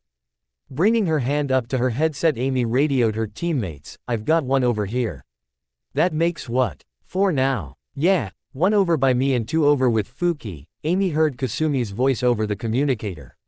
So when does this get interesting? The most exciting thing I've seen all night is a snot bubble one of the hogs blew, Fuki's voice rang in their ears. Sitting down on the cage, Amy let her legs hang over the side as she let out a sigh. Yeah, it's pretty boring, Amy admitted. This wasn't at all what she had in mind when she asked for a C-rank mission. Well, if we pull this off then maybe we'll start getting better missions, the teen said to her friends. We can only hope, Kasumi said. Hope my ass. If we have to go through another month of garbage duty, I'm going to lose my. Fuki was beginning a rant when she just stopped talking. Curious, Amy asked through the radio, what is it? Did something happen? I think I know what broke the cages, Fuki said as sat on a tree branch that overlooked the grassy field between the forest and the village. What is it? What do you see? Kasumi asked. Well, Fuki began as she stared down at a wild boar 4 times her size and covered in scars. The beast grunted and stared up at her with its single eye. its front right hove digging into the ground as it dared her to come down. Just get over here as fast as you can. We got a fight on our hands, Fuki told them. Just tell us what you say. Kasumi was telling the girl when Fuki turned off the communicator. Standing up, the girl cracked her knuckles. I've been waiting for a good fight for a long time. You better not disappoint me, fuck. I told the boar as she glared back at it. Jumping through the trees, Amy was going as quickly as she could to reach her friend. Amy, the girl heard from below. Looking down, she saw Kasumi running along the ground. We should be close to Fuki now, Amy said as she hopped down to run next to Kasumi. I swear, if she's gotten in over her head, I'll kick her ass myself after this is over. Amy hissed through gritted teeth. They were a team, they were supposed to work together. Besides, if Fuki thinks she can keep all of the excitement to herself, she's got another thing coming. Let's just focus on helping her first, Kasumi told her friend. Hearing a commotion up ahead, the two made a direct path for it. Jumping out of the brush, Amy and Kasumi came to a small clearing. A few feet in front of them stood Fuki. What took you so long? Fuki asked through deep breaths, her back still turned to the two. Stop trying to act cool, dumbass. Amy shouted, pointing her finger at the girl. Drop. Ping her stance slightly. Fuki looked over her shoulder. Ah, come on. Can't even give me a break once, can ya? You got that right, Amy told her with a grin. Have your moment some other time, Kasumi told the pair as she stepped forward. Her hand reaching up to grab the large shuriken on her back. We've got a mission to complete and this guy's standing in our way, the girl said as she stared down. And the giant boar standing on the other edge of the clearing, still ready to go. What the hell? Why is that thing so huge? Amy yelled, having been the last one to notice it. I don't know, but it's put my taijutsu to its limits. No matter how many kicks or punches I land, it just keeps charging forward, Fuki told them. No one said you had to fight alone, Amy told the girl as she came up to stand by her so that the three of them were lined up now. That's right, we're a team and we fight as one, Kasumi said. Yeah, sorry about that. I just couldn't resist the chance for a real fight, Fuki apologized. But I think I've had a long enough break, ready to go when you are, the girl said as rolled her shoulders. Good, then I'll cover the two of you like usual, Kasumi told them, watching as the boar waited for their move. As soon as her two friends agreed, Kasumi leapt into the air. Taking the shuriken off her back, Kasumi spun around mid-air before letting the weapon fly from her hands and towards the boar. Quickly running through hand signs, the girl called out, Ninja Art, Shadow Shuriken Jutsu.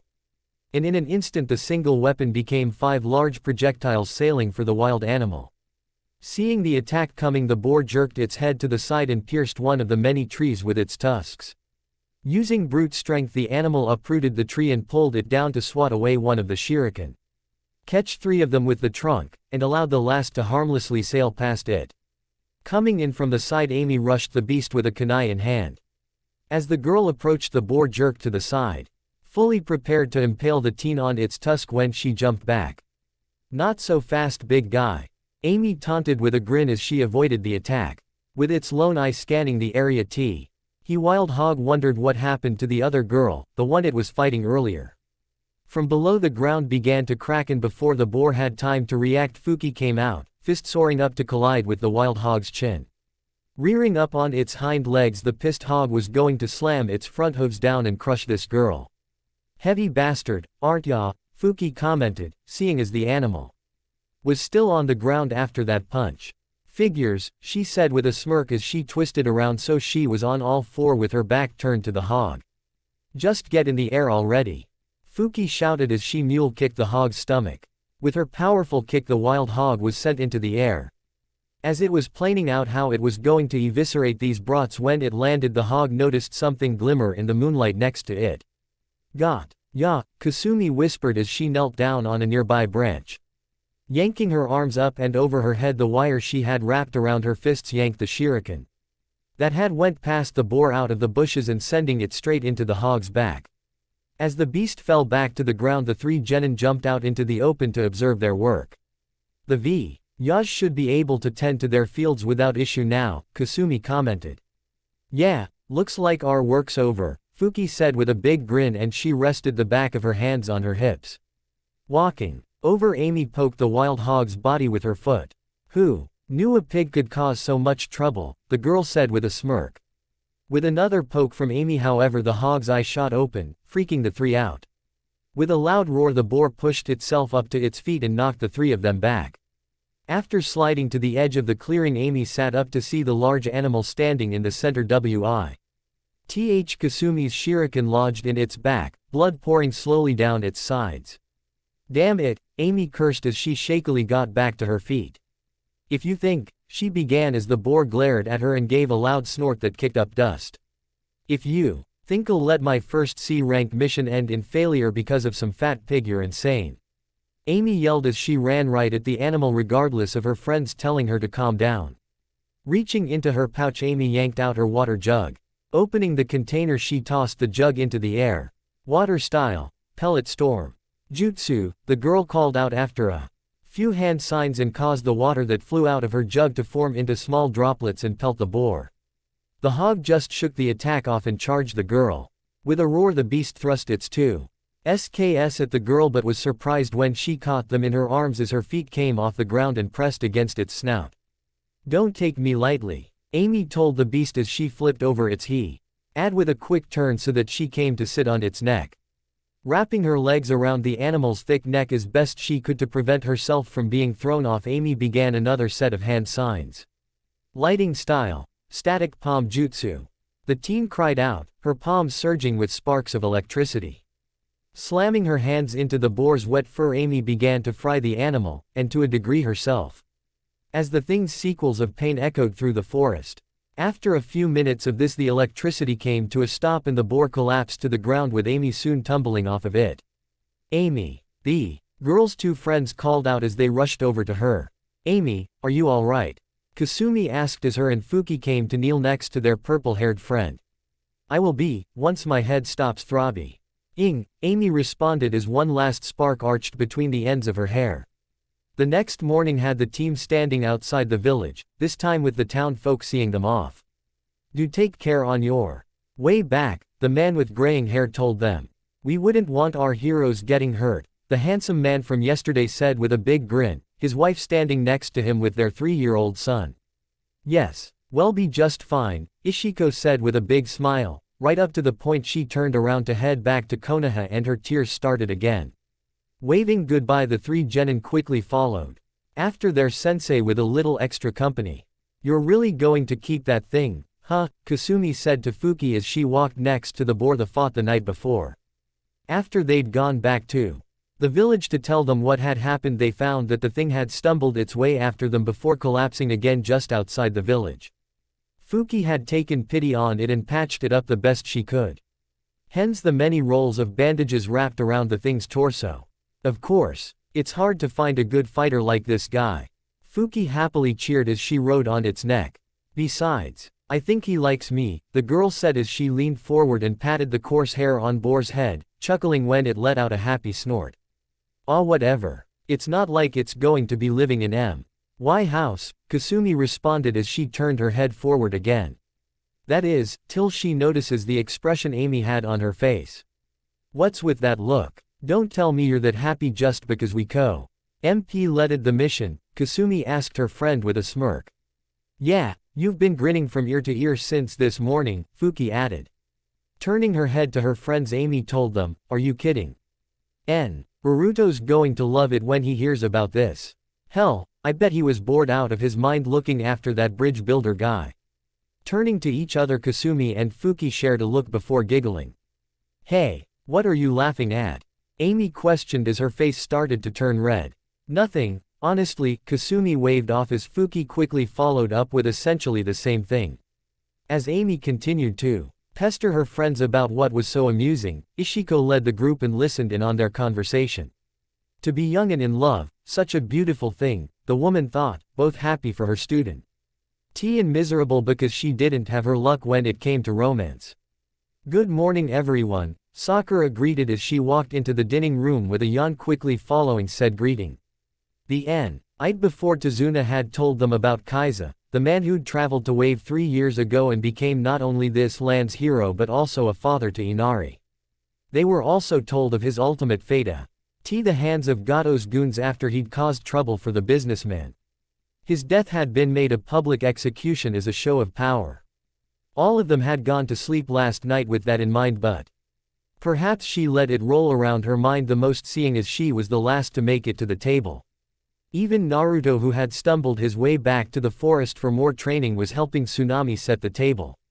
As Tsunami placed a plate of food on the table, the pink-haired girl thanked her before digging in. As she ate, she started to notice that something was off. Pausing her meal, she glanced around the room and found that it was odd that her blonde teammate was just standing up to the side. Naruto, you need to eat. After all the training you've been doing, you need to eat. If you don't, you're liable to collapse because your body isn't getting enough energy, Sakura told the blonde. Turning his head towards the girl, Naruto registered that she was talking to him. Since he wasn't particularly paying attention, it took him a minute to put together what she'd just told him. Oh, well, it wouldn't make much sense for a clone to sit down and eat.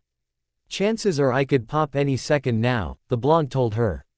Clone? Sakura blinked a few times as she asked. She couldn't believe it. Did Naruto really send a clone back to the house? He could stay out there and train. If you're a clone, then where's the real Naruto? Tsunami asked as she brought over a plate she'd prepared for Naruto.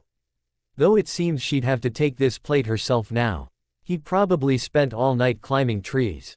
I'd say he was probably dead from chakra exhaustion by now, but if that were the case, his clone would have disappeared with him, Sakura said. Yeah, that sounds about right, the clone muttered with a quick nod. Choosing to ignore the part about chakra exhaustion. Just because he's alive, that doesn't mean he's okay, Sasuke commented. Getting up, the Uchiha pushed his chair in before heading for the front door. When Sakura asked where he was going, the boy responded with, "Someone's got to make sure he hasn't gotten himself hurt." Hold on a moment, Tsunami told the young Uchiha as she placed untouched plate of food on the table and then quickly walked over to his side. I'll come too. The walk should be good for me, Tsunami said as Sasuke looked up at her with an odd look. Though the Uchiha just shrugged his shoulders and let the woman accompany him. Over the past few days it had felt like a breath of fresh air having Naruto around the house. Whenever she'd be confronted with a difficult task, he'd be there to lend her a hand, and when everything was done she could just sit around and talk with him and Hinoka about everything and nothing for hours. The least she could do was take a little stroll to see if he was okay. Near the location, Team 7 had been training. A young woman with long, beautiful black hair sat gathering herbs. She wore a light pink, sleeveless kimono with darker pink trimmings. A black spiral pattern dotted around the garment, and holding it together with an off-white obi. As she busied herself, a small brown and white bird swooped down and landed on her left shoulder. She smiled at the small creature, but soon it left its temporary perch. Watching with some amusement as the bird fluttered off, the girl was surprised when its path led her eyes to quite the curious sight. Further away laid a blonde teen passed out in the grass and covered in more of those birds as the morning sun illuminated the forest floor. It didn't take long for a look of recognition to pass through her eyes as she stared at the boy. The blonde laying over there was the same blonde who confronted her after she'd put Zabuza into a death-like state. Getting up, Haku steadily made her way over to the sleeping teen. Coming to a stop next to him, she contemplated what she should do. No was the perfect opportunity to eliminate one of her master's adversaries, while he was sleeping and helpless. Her hand guided her as she knelt down next to him, but just as she was about to wrap it around his neck, she stopped. "You'll catch cold if you sleep here. Wake up," Haku softly spoke. As her hand moved over to rock his shoulder. Cracking his eyes open, Naruto pushed himself up into a sitting position. "Who the heck are you?" A still sleep-addled Naruto questioned. Once his mind caught up with his body, the boy realized that he'd been woken up by a pretty girl, and with the faintest of blushes he asked, I mean, where did you come from? What are you doing out here and all that?" "I'm gathering herbs," Haku told him. "Herbs?" the blonde questioned. "That's right," Haku told him with a warm smile. "They're for treating illnesses and healing wounds," Haku told him.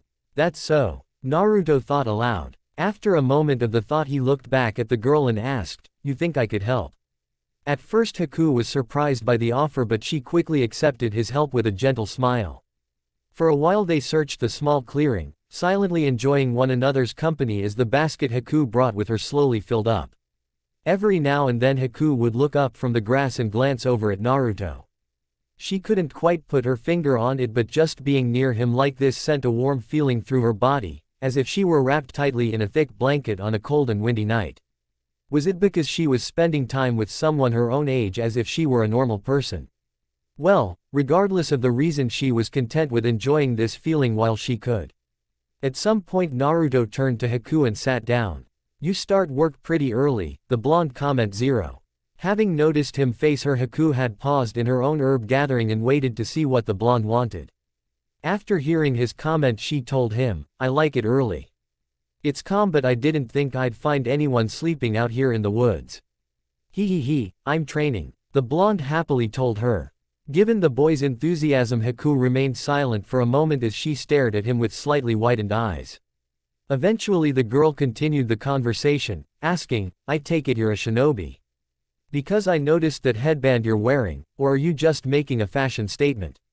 "You noticed that? All right," Naruto cheered. Pointing a thumb at his headband, the blonde continued, "Only a super cool shinobi can wear these." "Oh really? I see, that's very impressive," Haku said, getting a big smile from the blonde as her rubbed the back of his head and chuckled happily at the compliment. "But," Haku began as her head lowered and she looked off to the side. "Does that mean you're training for something dangerous?" the girl asked. "Kind of, but it's more about just getting stronger," Naruto responded. Looking back to the blonde, Haku asked, "You look pretty strong now, isn't that enough?" No, I need to get stronger and stronger, and I need to keep practicing," Naruto quickly told her.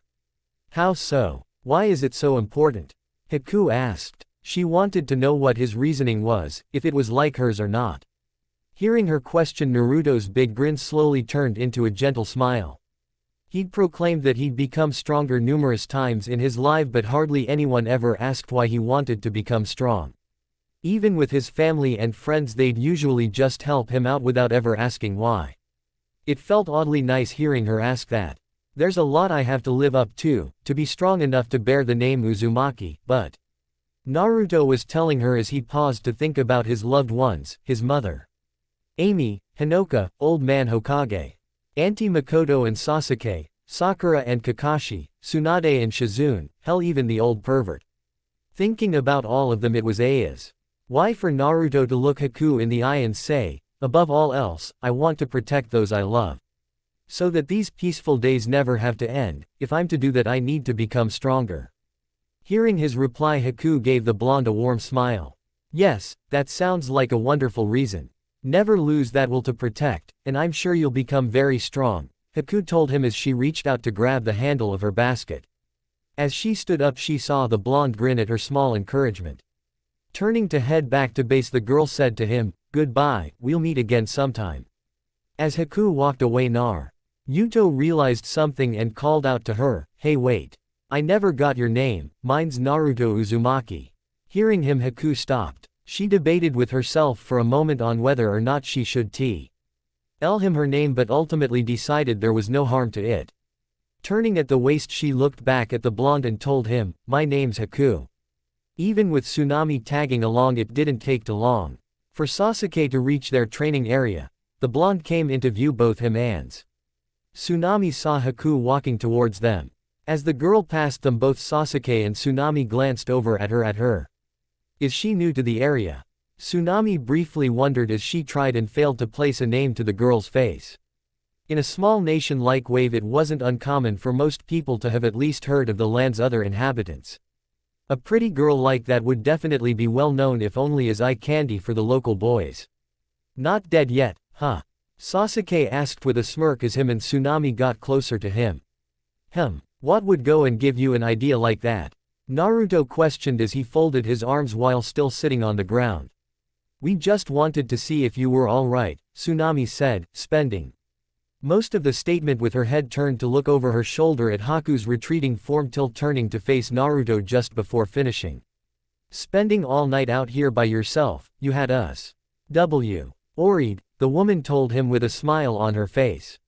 "Nah, I only came out here because his mother would have killed me if something happened to him," Sasuke commented as he slipped his hands into his pockets. Even if he was worried about this idiot, there's no way in hell he'll just admit it. Geez, thanks, Naruto told him with a bit of annoyance in his words. Seeing this, Tsunami couldn't help but smile even more at the scene. Even if everything went wrong tomorrow, they still had these precious moments now. A little while later, and now it was Sakura and Kakashi's turn to come out looking for the blonde. And at this point, Sasuke and Tsunami. As Sakura called out for their teammates and Tsunami, Kakashi kept up with her, only needing a single crutch to get around comfortably at this point. Knowing Naruto, he could be anywhere. And even Sasuke and Tsunami are still out here. I wonder where they are. The Pinkett wondered as the two of them came to a stop around the area. Kakashi brought them for training. As the words left her mouth, both her and Kakashi's senses kicked in and their heads jerked forward to see a kunai sailing through the air.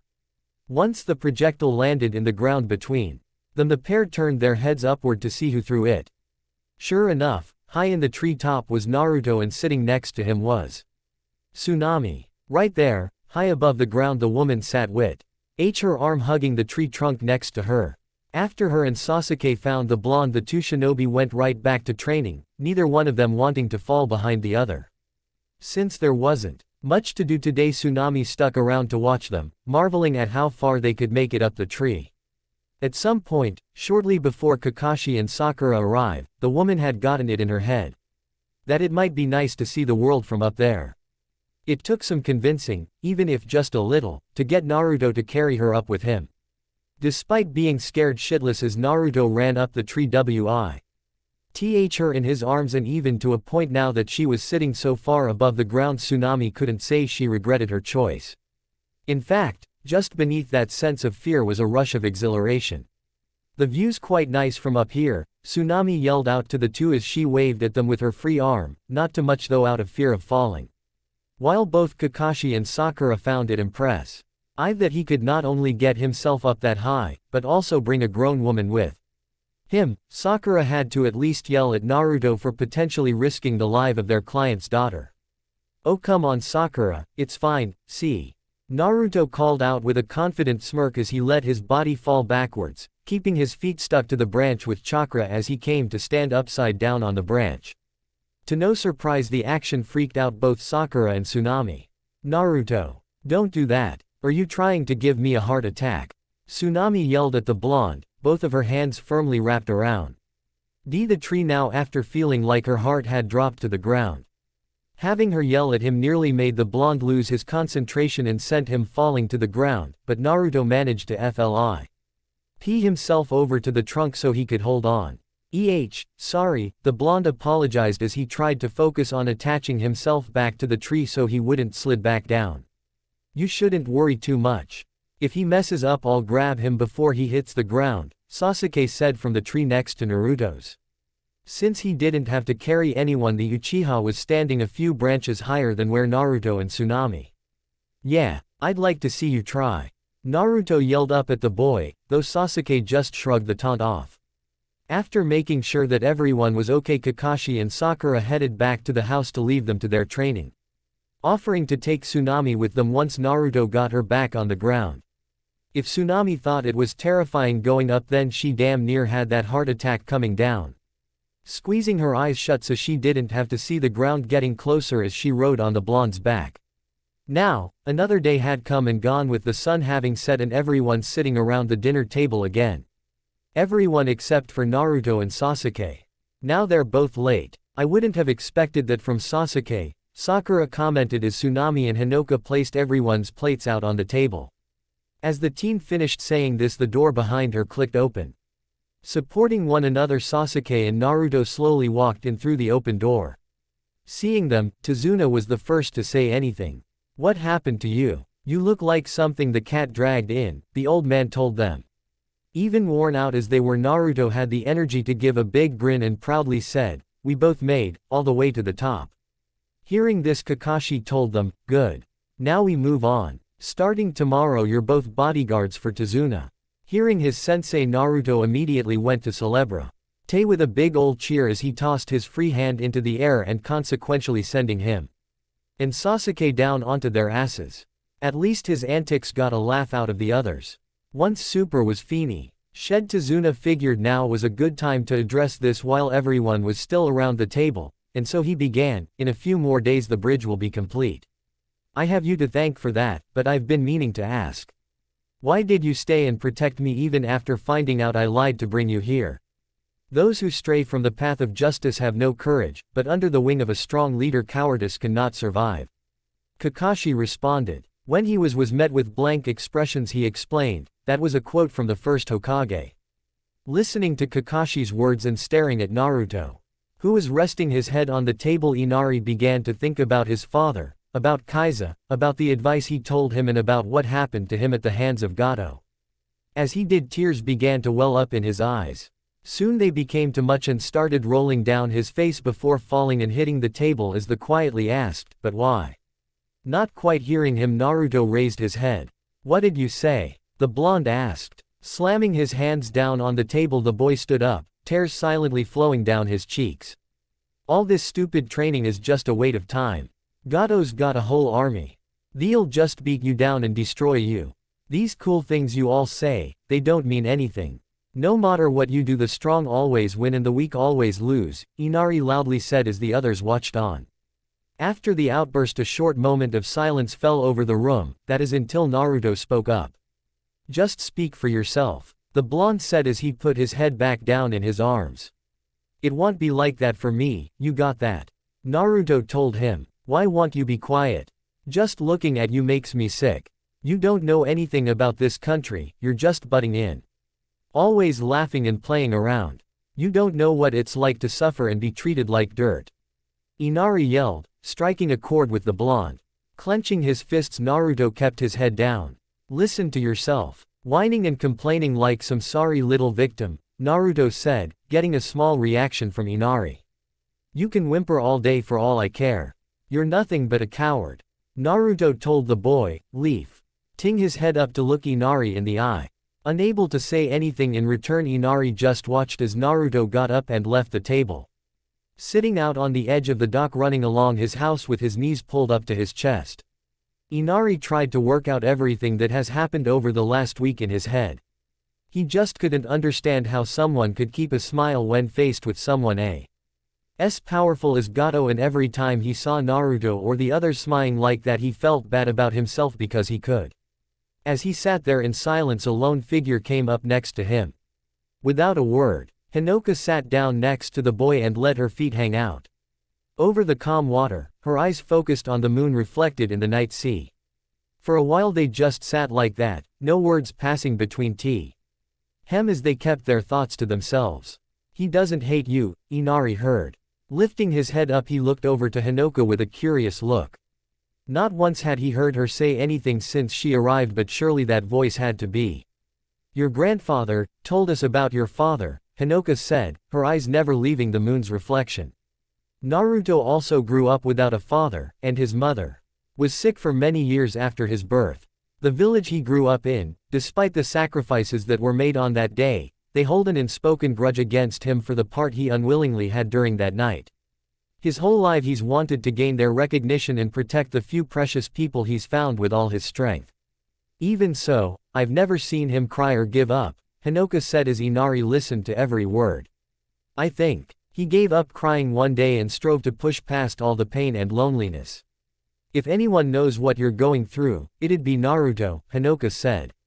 Turning to look at Inari, Hinoka had a gentle expression as she told him what Naruto said earlier. Harsh as it was, he's probably told himself that 1,000 times. Once Hinoka finished, the two of them continued to sit there for a while longer, their gazes turning once more to the open sea. After listening to her, Inari had a lot more to think about, even if he didn't quite have a conclusion yet. Beneath the nearly finished bridge, a small wooden boat approached, silently bringing Zabuza and Haku to their destination. As the pair neared the bridge, the Gato's voice started booming over the radio. "Still wasting time licking your wounds. I hired you to do a job, you know. Are you listening, Zabuza?" "Hey," the short man got out before Zabuza stopped on the device. "Haku, are you ready?" the man asked his accomplice. "Yes," the teen answered before both turned their heads to look up at the bridge, the sound of construction work echoing down to the water's surface. Rushing downstairs, still wearing his gray pajamas, Naruto poked his head into the kitchen to see Tsunami washing dishes. "Where is everybody? Where's they all go?" the blonde hurriedly asked. Pausing in her housework, Tsunami raised her head before looking over at the blonde. "Oh, Naruto, your sensei wanted to let you rest. You got the day off," the woman told him and watched as Naruto went to run back upstairs. "Gwa, I knew it. They ditched me," the blonde cried out along the way as he pulled off his pajamas while heading back to his room. After rushing to get changed, Naruto came running back down, yelling out a quick goodbye as he left through the front door. Tsunami once more looked over her shoulder, having just missed him this time. With a smile, the woman just shook her head and went back to the dishes. "Hold on, what the heck is this?" Tazuna fearfully asked after he and the others had arrived at the end of the bridge to see his fellow co-workers beaten up and left unconscious. "What happened? Someone was here, someone got to them," the man yelled out. Could it be? Kakashi wondered, his senses going on high alert as thick mist rolled in. "Sasuke, Sakura, Hinoka, get ready," the man called out to the others as they formed a defensive circle around Tazuna. I knew he was alive. He just couldn't wait for round 2. Kakashi thought as he waited for Zabuza to make the first move. "Sorry to keep you waiting, Kakashi, Za." Buza's words called out from the mist before in an instant the group was surrounded by several water clones. With a smile, Kakashi turned at the hip to look at Sasuke. With the okay from his sensei Suke leapt into action as the clones came in to kill. With honed speed and skill, the young Uchiha slashed through each and every clone before quickly retaking his place in the formation. "Oh, so you could see they were water clones." The group heard Zabuza once more. Looking further down the bridge, they saw the man and Haku standing at the edge of the mist. "Looks like you've got a rival, Haku," the man said. "So it seems," Zabuza's young apprentice responded. For a few moments both parties sized the other up. Eventually, Kakashi was the first to break the silence. "So I was right, it was all an act. I'd bet you've been pulling that trick for a long time," the silver-haired Junin said. "Kakashi-sensei," Sasuke spoke up to gain the man's attention. Once he had Kakashi's eye on him, Sasuke made a single request. That he'd get to fight the girl in the mask. Over with Zabuza and Haku, he's quite impressive. Even though they were only 1/10 the strength of the original water clone jutsu, he did destroy them all, Haku commented. "That move still gave us the first advantage. Now use it," Zabuza instructed her, neither agreeing or disagreeing with her comment. "Right," Haku said before making her approach. With light feet and nimble movements, the girl spun her way over to the group, kicking up wind and water in her path. As she got closer, Sasuke's eyes never left her form, studying her every movement. "This is it. This'll be the first real battle I use them in," Sasuke thought to himself as he readied his kunai for the oncoming attack. In the back of his mind, memories of the past welled up.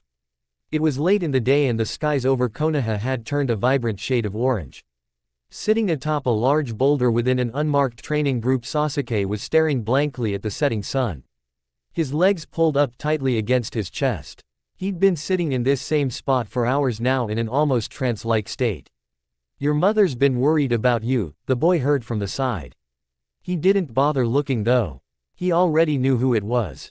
Climbing up on the rock, the young woman with long brown sat next to him, having a similarly saddened expression.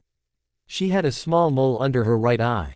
Wore a long-sleeved, high-collared purple shirt with the Uchiha clan symbol on the back, baggy blue pants, a shuriken oscillator on her right leg, red armband on her left arm, and a long purple fingerless glove that ran nearly the length of her arm. For a while the pair sat there in silence. So much had happened and none of it felt real. The Uchiha clan, a powerful clan that had been formed long before shinobi villages had been reduced to a handful of individuals in a single night. How did this happen? How could it have happened? Why did it happen? These were among many questions those left kept asking themselves. This chain of events stretched back to the night of the Kyuubi attack.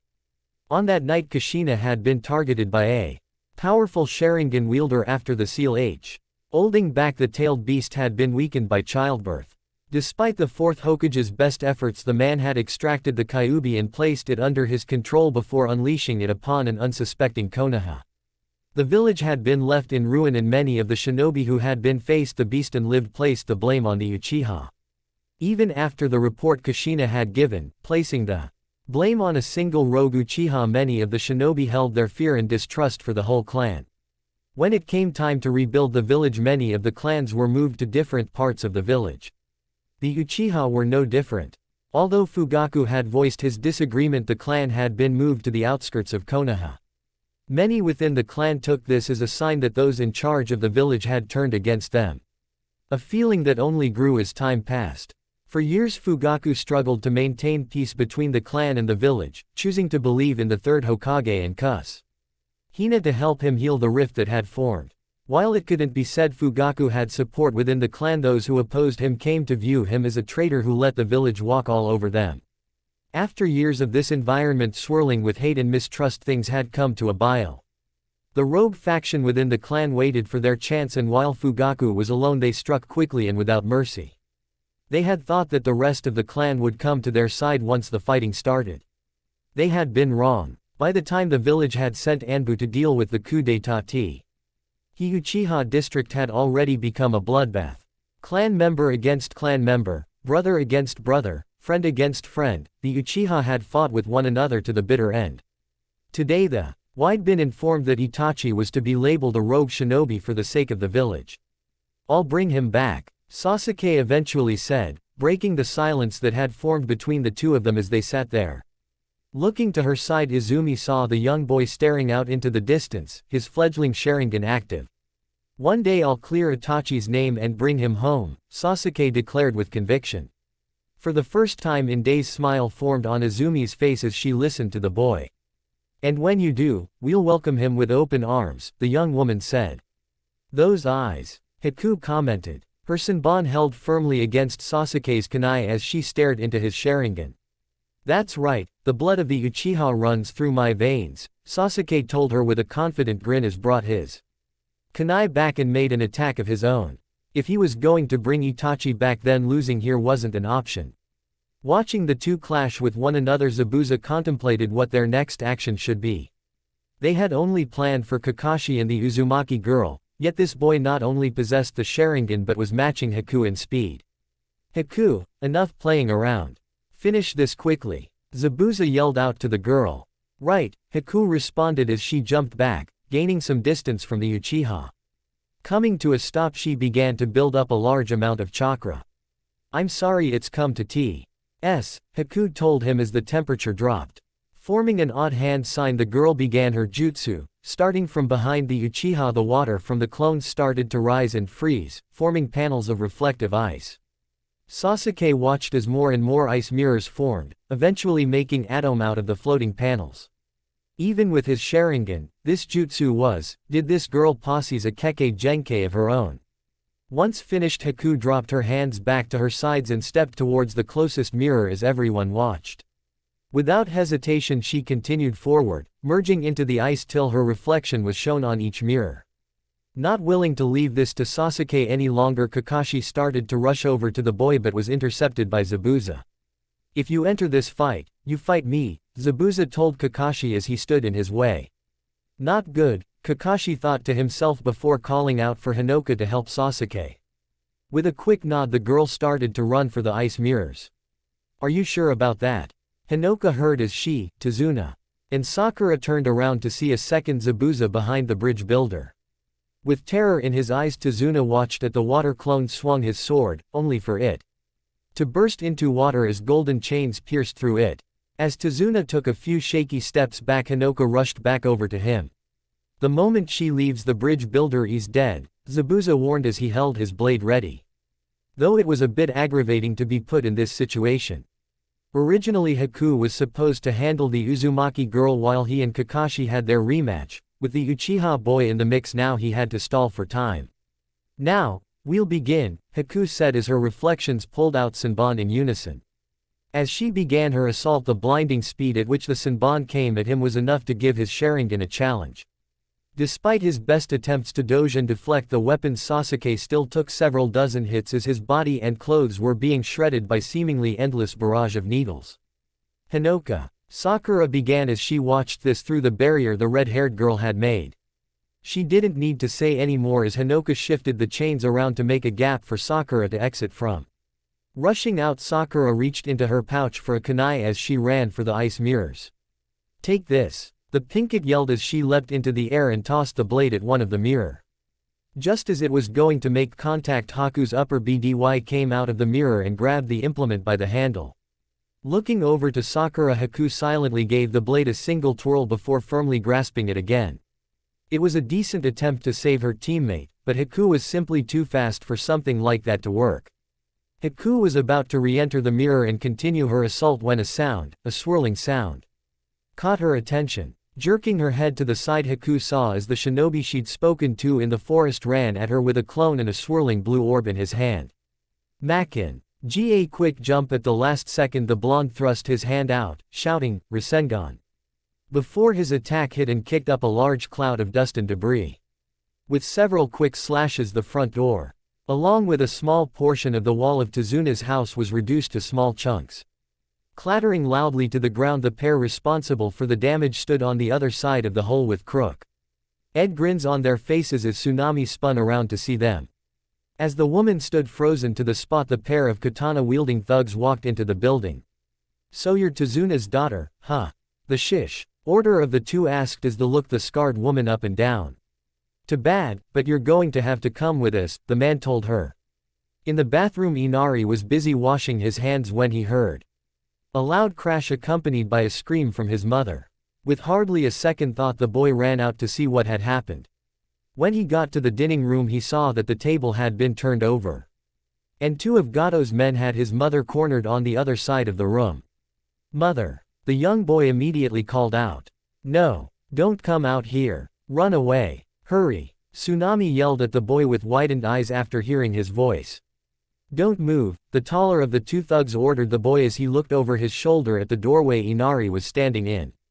With Inari being too frightened to run, the man turned to his companion. Should we take this one too? No, Gato asked for just one hostage, the shorter thug told the man. All right, the taller man said as he turned around to face the kid, bringing his sword up to his chest by the sheath. Then let's waste him, the man happily suggested as his hand firmly took hold to the blade's handle.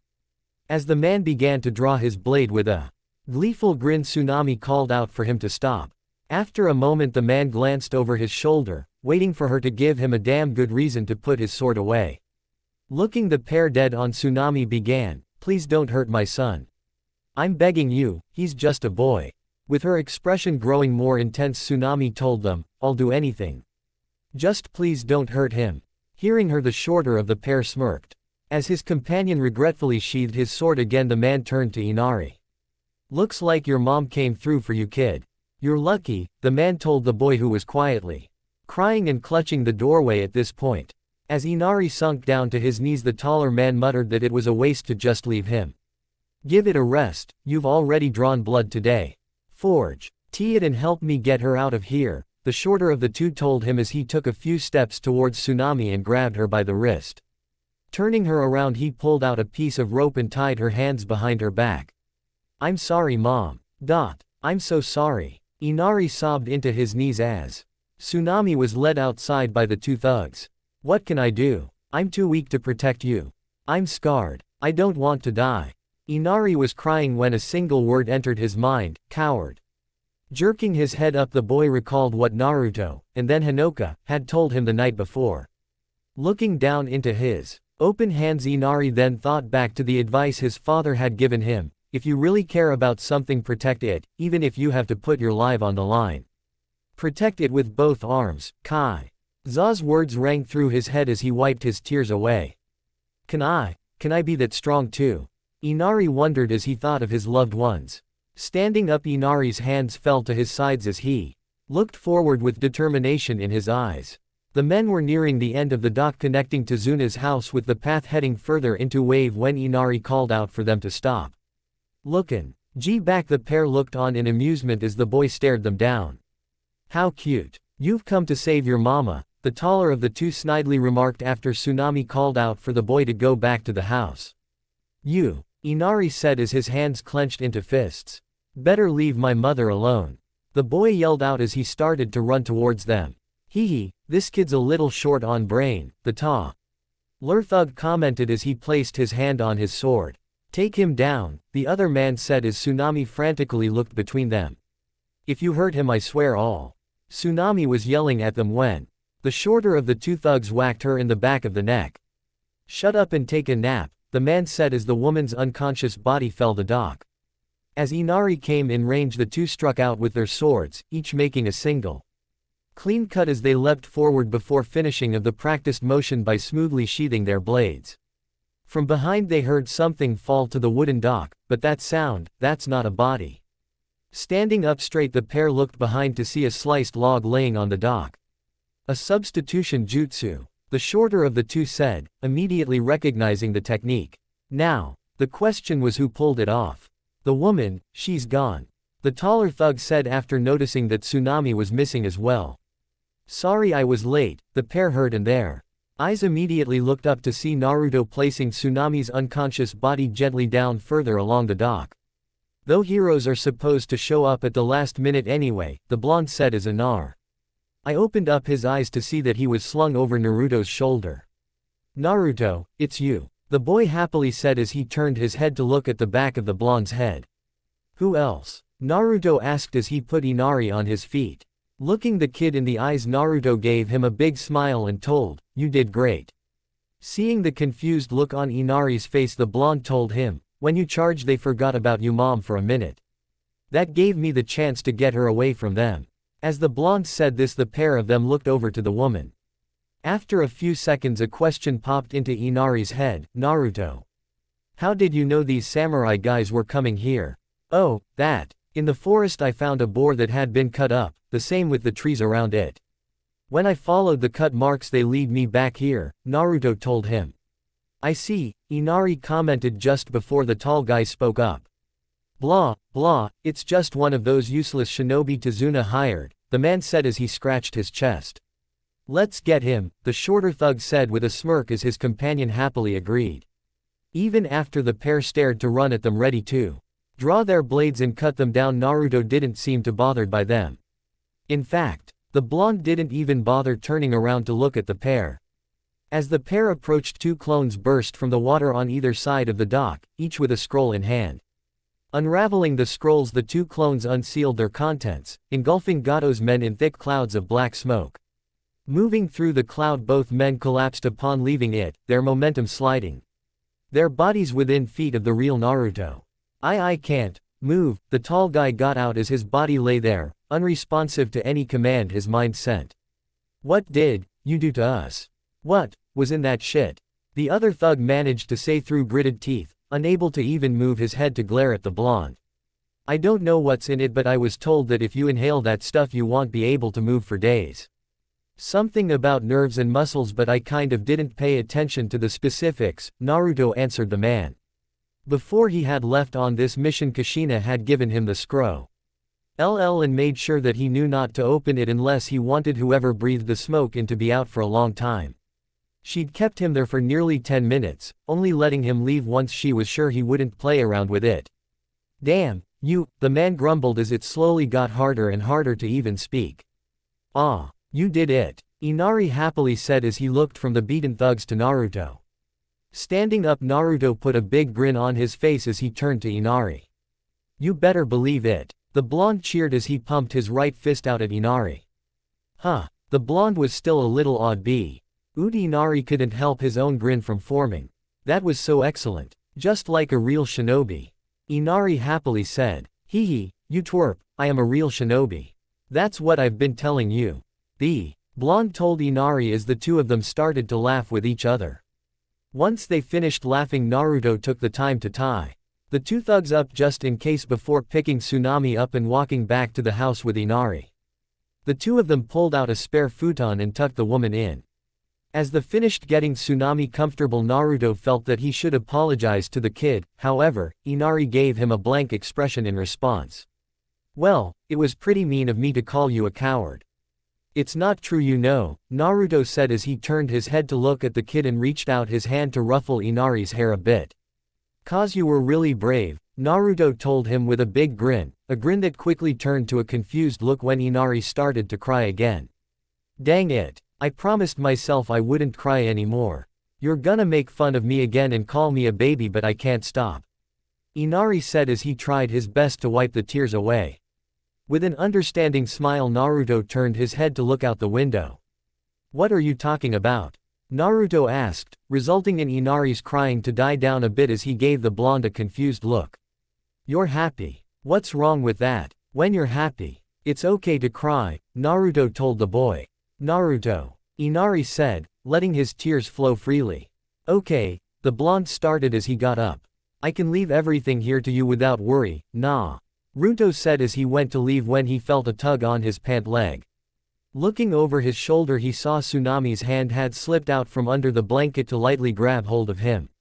When she had woken up to see Naruto and Inari sitting next to her, it wasn't hard to piece together what had happened. Even now, she knew where he was going to go, and that more than likely there would be a fight waiting for him. Do you have to go?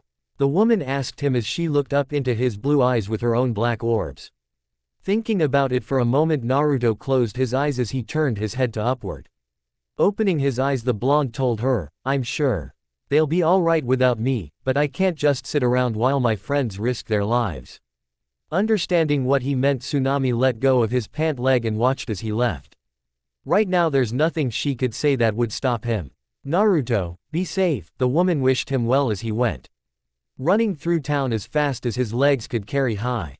The sound of Inari's feet hitting the wooden path echoed could be clearly heard. Naruto and the others are fighting, risking their lives while we do nothing. We've gotta fight too, Naruto said to himself. He had one goal in mind and he wouldn't stop until it was complete. Rasengan. As the word left Naruto's mouth, the powerful attack collided with the ice mirror, tearing through it and hitting the bridge below. It would have taken too much time to re-enter the mirror, and so, to avoid being torn apart, Haku leapt forward, rolling out of the way. What in the world was that? Tazuna asked in disbelief as they not only saw the destructive power of the Rasengan but felt the shock wave that spread out through the bridge.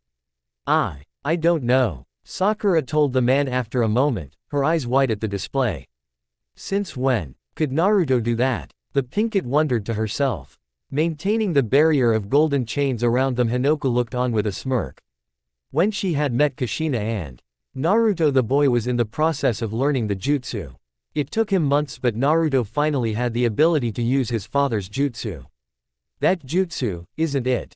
Zabuza openly wondered as he watched the dust cloud slowly drift away.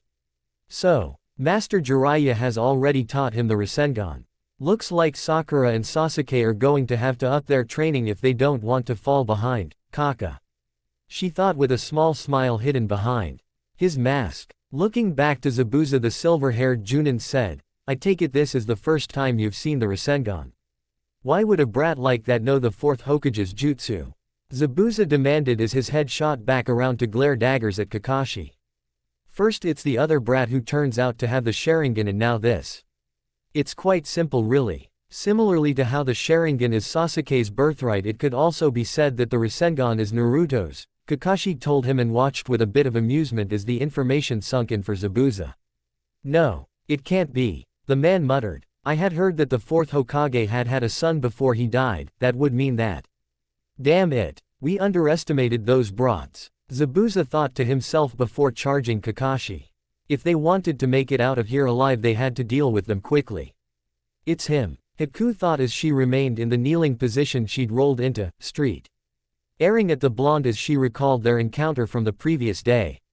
That strength. Yes, I can see your determination, your desire to protect those you care for, she thought as she watched Sasuke run out of her ice mirror dome through the opening Naruto had provided. So how long have you known that? Sasuke asked, opting for this over thanking the blonde for the save. Naruto was going to NSWER that, but one look at Sasuke had the blonde telling him, what the hell happened to you? You look like you got your ass beat. Gah, shut it, the Uchiha told him. Just because he slipped up a little doesn't mean he needs Naruto to point it out. With Sasuke out of her jutsu, there was no longer a need to have the ice mirrors up, they'd just eat away at her chakra if she left them. With a quiet hand sign, the girl released the jutsu, resulting in the mirrors cracking and falling to the ground before shattering into tiny particles of water and ice. As the mirror fell down, the mist rapidly grew thicker and thicker. To the point that it was difficult to see your own hand in front of your face. Zabuza is moving forward with the plan. I mustn't lose ground here, Haku thought as she pulled out more of her Senbon. Moving so their backs were pressed against on another as the mist thickened, the two teens scanned the area for any possible attacks. So, what did I miss? Naruto asked as he strained his eyes to see anything at all. Zabuza and Kakashi are facing off while Sakura and Hinoka protect Tazuna, but Sasuke was saying when his ears picked up on the sound of something cutting through the air. Pushing Naruto down, the two of them rolled out of the way as a volley of Senbon flew by. The fake tracker from before is more than just show. She's got a Kekkei Genkai that manipulates ice, and if we're not careful we're dead, Sasuke warned the blonde as they laid low. Looking around, Naruto grew frustrated with his inability to see anything. Gah, then what do? We can't even tell where she is, Naruto told the Uchiha as Sasuke continued to scan the immediate area with his Sharingan, even if it barely gave him an edge over Naruto in this situation. With the mist being this thick, the Sharingan is useless. And even the most powerful jutsu won't help if you can't hit your opponent, Haku thought to herself as she waited in the mist for the slightest of sounds to tell her where Sasuke and Naruto were. Picking up on the distinct sound of kunai moving through the air, Haku pinpointed where the two were. Blindly lashing out won't help you, the girl thought to herself as 1-0. The throwing knives passed by her head. Moving silently, the young woman descended on the two Konoha genin who were once more standing back to back. This time they were slowly moving in a circle and throwing kunai out into the mist. I'll end this now, Haku thought with Senbon in hand as she came up on the pair. Throwing her arms out, Haku sent the needles flying, puncturing the two precisely where she wanted. As the sound of their bodies hitting the floor reached her ears, Haku turned to go and help Zabuza.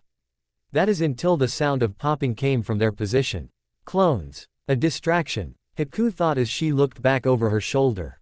Moving in time, Haku managed to avoid the giant ball of fire that engulfed the immediate area. After coming to a stop, Haku pulled out a single Senbon, readying herself for any possible attack they may launch. They threw kunai not to hit me, but to lure me into a trap. So, they've already figured it out. We're not using our eyes to fight but our ears, Haku concluded. Forgive me, Zabuza. I may not be able to help you in your fight, the girl thought to herself. Those two should be able to handle themselves, but still.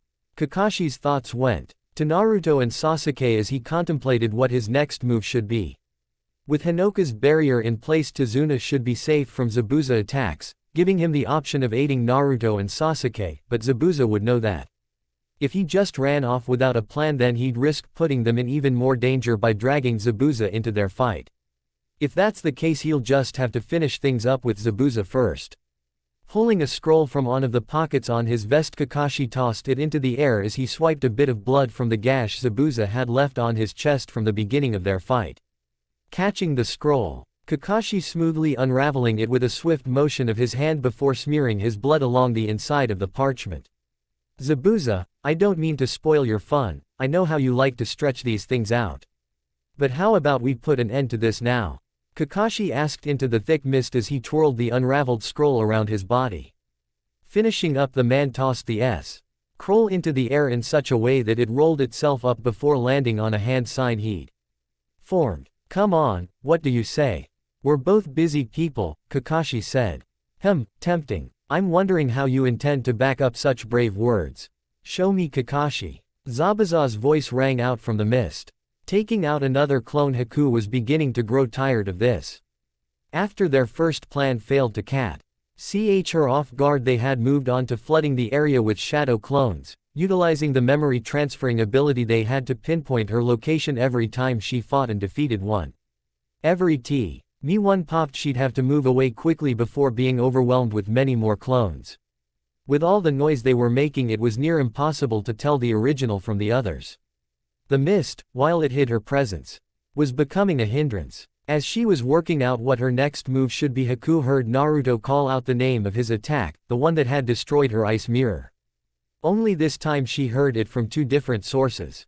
Immediately after hearing him, Haku was nearly blown over by the shock wave that escaped the collision. As a result of this shock wave, the mist surrounding the teens was blown back and revealed to Haku what had happened. A short distance away she could two clones, each with its own Rasengan. They had clashed their attacks and used the enormous power within that clash to blow away the mist. Found you. Haku heard as the clones around her rushed to her location. She had already been surrounded while this mist was still thick. Now that it's cleared, there was nothing to stop them from launching a counter-attack against her. Lashing out with Senbon, Haku tried to take down each clone before it reached her while cutting out a path for her to escape through. Her plan was working and soon she'd be in a safe position to continue the fight. Just a few more strikes and her opening would be clear. That was until the other boys showed up, having seen through her plan. Fire style. Phoenix Flower Jutsu. Sasuke called out before lifting his hand to his mouth and blowing out several small balls of fire. Weaving them through Naruto's clones, the young Uchiha aimed them at Haku. In order to avoid the flames, Haku ran through several hand signs in order to summon forth an ice mirror to use as a shield. While she was saved from fire, Haku had B.N. left open for the blonde's attacks as she had been forced to stop her forward momentum. Spinning around, Haku managed to parry the first clone's strike and dispelled it, but as they kept coming, the girl was quickly overwhelmed. With a left hook from one of the clones, Haku was sent flying to the side but was stopped from going too far as another clone slid up under her and kicked her into the air. Eel in the air. More than half a dozen more blondes jumped up after her, repeatedly punching and kicking her between them before finally one of them slammed his fist into her mask and sending her crashing back down to the ground. Running over to her, Naruto reached down to grab her by the back of her haori and flip her over as she pushed herself off the ground, her chipped and cracked mask falling to the ground in the process. Zabuza. I've failed you, Haku thought to herself as she watched Naruto's fist come towards her face. She had accepted her fate, accepted the fact that she couldn't win his fight and that she was no longer of any use to Zabuza, so why did he stop his fist less than an inch from hitting her, and why was she so happy that he had stopped? Pulling his hand back, Naruto stared into Haku's eyes as Sasuke ran over to them. Naruto, what are you doing? Why'd you stop? We have her right where we want her, Sasuke yelled, yet his words seemed to fall on deaf ears. It's you, Naruto softly said as he let go of the girl and stood up. This didn't make any sense. How could that kind girl he'd met in the woods be the same masked shinobi helping Zabuza? Keeping herself propped up on her elbows, Haku stared at the blonde for a moment before asking him, why did you stop? Am I not your enemy? Yeah, but, Naruto responded as he took a step back. As the conversatio ended had ran through his head, Naruto dropped down to sit with his legs crossed while scratching his head vigorously. Gua, what the hell's going on? The blonde all-put shouted to himself. Obview. Sly, there was something Sasuke was missing as he looked between the fake tracker shinobi and his blonde teammate. Glancing up to look further down the bridge, Sasuke could see that the mist was still too thick to see past. Kakashi and Zabuza should still be fighting and they should wrap this up quickly so they could go and help their sensei. Shaking his head, Sasuke decided to leave things here to Naruto while he went over to where Kakashi and the others were. Don't mess this up, Naruto, the young Uchiha thought with one last glance over his shoulder before he entered the thick mist around Kakashi and Zabuza. Zabuza. Naruto began as Haku watched him get his thoughts together. Looking into the girl's eyes once more, the blonde asked, how did a guy like Zabuza become so important to you? Staring into his eyes, Haku started to recall memories from her path, good and bad. There was a time when I had others who were important to me. My mother, and my father, Haku began, telling Naruto about her parents. The bloodline war that led her father to murdering her mother after finding out about their Kekkei Genkei, about how she was left a homeless orphan left out in the cold, and how Zabuza had found her and trained her to be his ultimate weapon. He had given her a purpose, a reason to live. All right Zabuza, enough talk. It's time to finish it, Kakashi told Zabuza as his summoning dogs held the rogue shinobi in place. It won't be with Sharingan, imitations of some other shinobi's tricks. No, it's time I introduced you to my own jutsu, Kakashi said as Zabuza glared at him. Sitting opposite one another, the atmosphere surrounding Naruto and Haku was uneasy. The boy had sat and listened to her story. The pain she's had to go through was something Naruto couldn't begin to understand. Even if he had suffered because of his Jinchuriki status. Even if the whole village had its back turned to him, he had always had his mother with him, and over time he had found more and more people to stand by him and share both the joy and sadness of life. Haku, though, all she had left in this world was the bond she shared with Zabuza. Haku watched as the blonde stood up and then simply stared when he offered her his hand. "I'd like it, if I could become someone precious to you," Haku heard him say to her. With widened eyes she continued to stare at him as his smile grew. "But, we are both shinobi. Pitted against one another by the paths we've taken. Could you really become precious to someone you may have to kill?" Haku questioned the blonde, the small glimmer of hope in her eyes dwindling. It was only reasonable that as long as they worked for Gato that her and Naruto would be enemies. Even if they both made it out of this alive, they'd simply go their own ways and more than likely never see one another again. Shaking his head, the blonde kept his hand out for her to take. "I don't care about what might happen. If you never try you'll never know what could happen," Naruto told her. Hearing his words, Haku's hand tentatively started to rise up. Reaching out for Naruto's hand, Haku's fingertips were just about to brush against his skin when she got a bad feeling. "I'm sorry, Naruto," the girl thought as she pulled her hand back and quickly rose to her feet. "I can't accept your offer," she thought with renewed determination in her eyes as she ran through several hand signs to create a new ice mirror. "The mist is clearing," Sasuke mentally commented as he ran through the mist. As he moved forward, two silhouettes came into view, one of them moving quickly towards the other. "That's," the young Uchiha thought as a flash of gold entered his vision. In the blink of an eye, Kakashi, Zabuza, and Haku were left wide-eyed as golden chains surrounded them. "What is T.S.?" Kakashi wondered as he looked from a stunned Haku to the summoning scroll riddled with Senbon and finally to the chain binding his arm that had kept him from finishing his attack. "Why did she?" Haku thought as she looked from the dying Chidori and Kakashi's hand to the red-haired girl standing off to the side. "My future's all used up, Kakashi," Zabuza gleefully said as he reached up for his sword now that Haku had gotten rid of Kakashi's summons. However, his movements came to a halt as Hinoka tightened the chains around him and Haku, binding the two in place. Kakashi pulled his hand back once Hinoka released the chain around it. After taking in Zabuza and Haku's position, the man turned to Hinoka. "Why did you step in?" Kakashi asked the girl. For Hinoka's part, she had the decency to act sheepish once Kakashi asked her that, the cool and collected body language she had a moment ago completely gone. Turning to the man, Hinoka threw her arms up in front of her and began frantically waving them around. She had been content to let Kakashi handle everything, but then Haku's chakra showed up next to Zabuza. All of a sudden, she got worried and just rushed in without thinking. "Hey, what's going on?" Naruto blurted out as he ran up to Sasuke, who had stopped a few yards away from Kakashi. "I don't know," Sasuke told him as Naruto stumbled to a stop next to him. "But it looks like it's over," the Uchiha commented as he watched Zabuza and, to a lesser degree, Haku struggle and fail to get out of the chains binding them. Turning his Sharingan off, the teen slipped his hands into his pockets as he started walking forward again.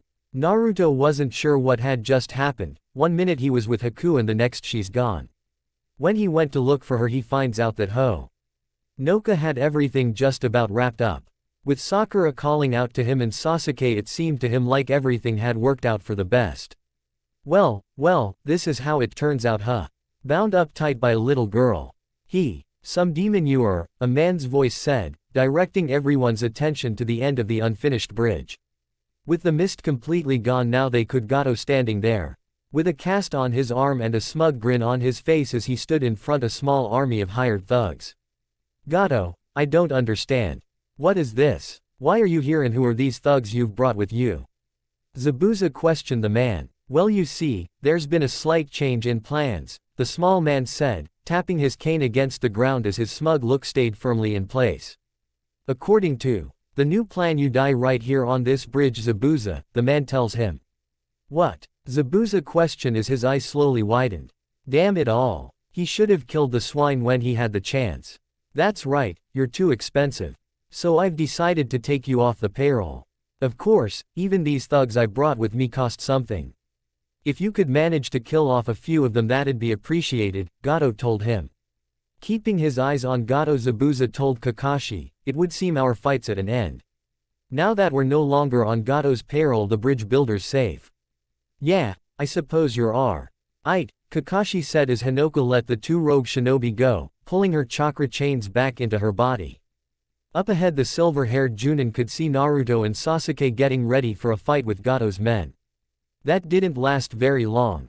You two can just stay out of my way, Zabuza said as he walked between the two Konoha genin, getting them to lower their stances as their attention turned to him. Gato's mine, Zabuza said as his eye narrowed and he took hold of Kubikiribocho. Wow, that's enough of this, do it. Gato circled out as he nearly stumbled over his own feet as he turned to hide behind his men.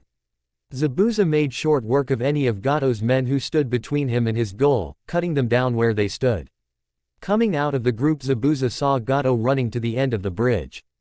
Turning around, Gato was just in time to see Zabuza's blade come up and slash through his chest, sending blood flying. The cut was deep, but not deep enough to kill. Zabuza wanted him to feel every second of this.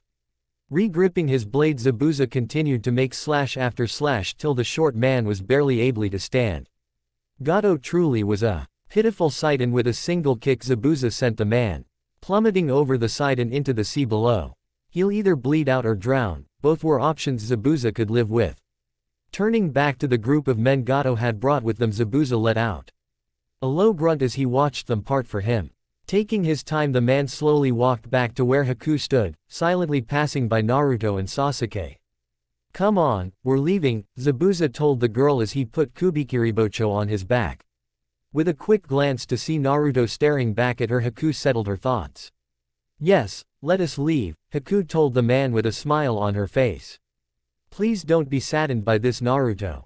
Even if this is the last time we ever meet, you have indeed become someone very precious to me, Haku thought as she turned to leave with Zabuza, catching a glimpse of Naruto running towards them out of the corner of her eye as she did. As the blonde was about to call out to the girl, the sound of metal repeatedly hitting concrete rang out across the bridge, stopping even Zabuza as he and Haku looked back with everyone else to see one of the thugs with a metal pool standing at the front of the group. Don't go getting too comfortable, the man said as others soon joined in on his bravado. This party ain't over yet. Who's gonna pay us now that Gato's gone? No way we're gonna leave here empty-handed. So we'll just have to hit that village and see what they've got for us. Not go. OD, Kakashi remarked as the group of thugs erupted into loud cheers. Zabuza, Haku asked the man as he turned her head to look up at him.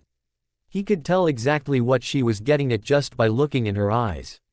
Fine, we'll help out a little, Zabuza told her as he went to grab his sword again. Get 'em boys, the man at the front yelled as the band of thugs ran forward.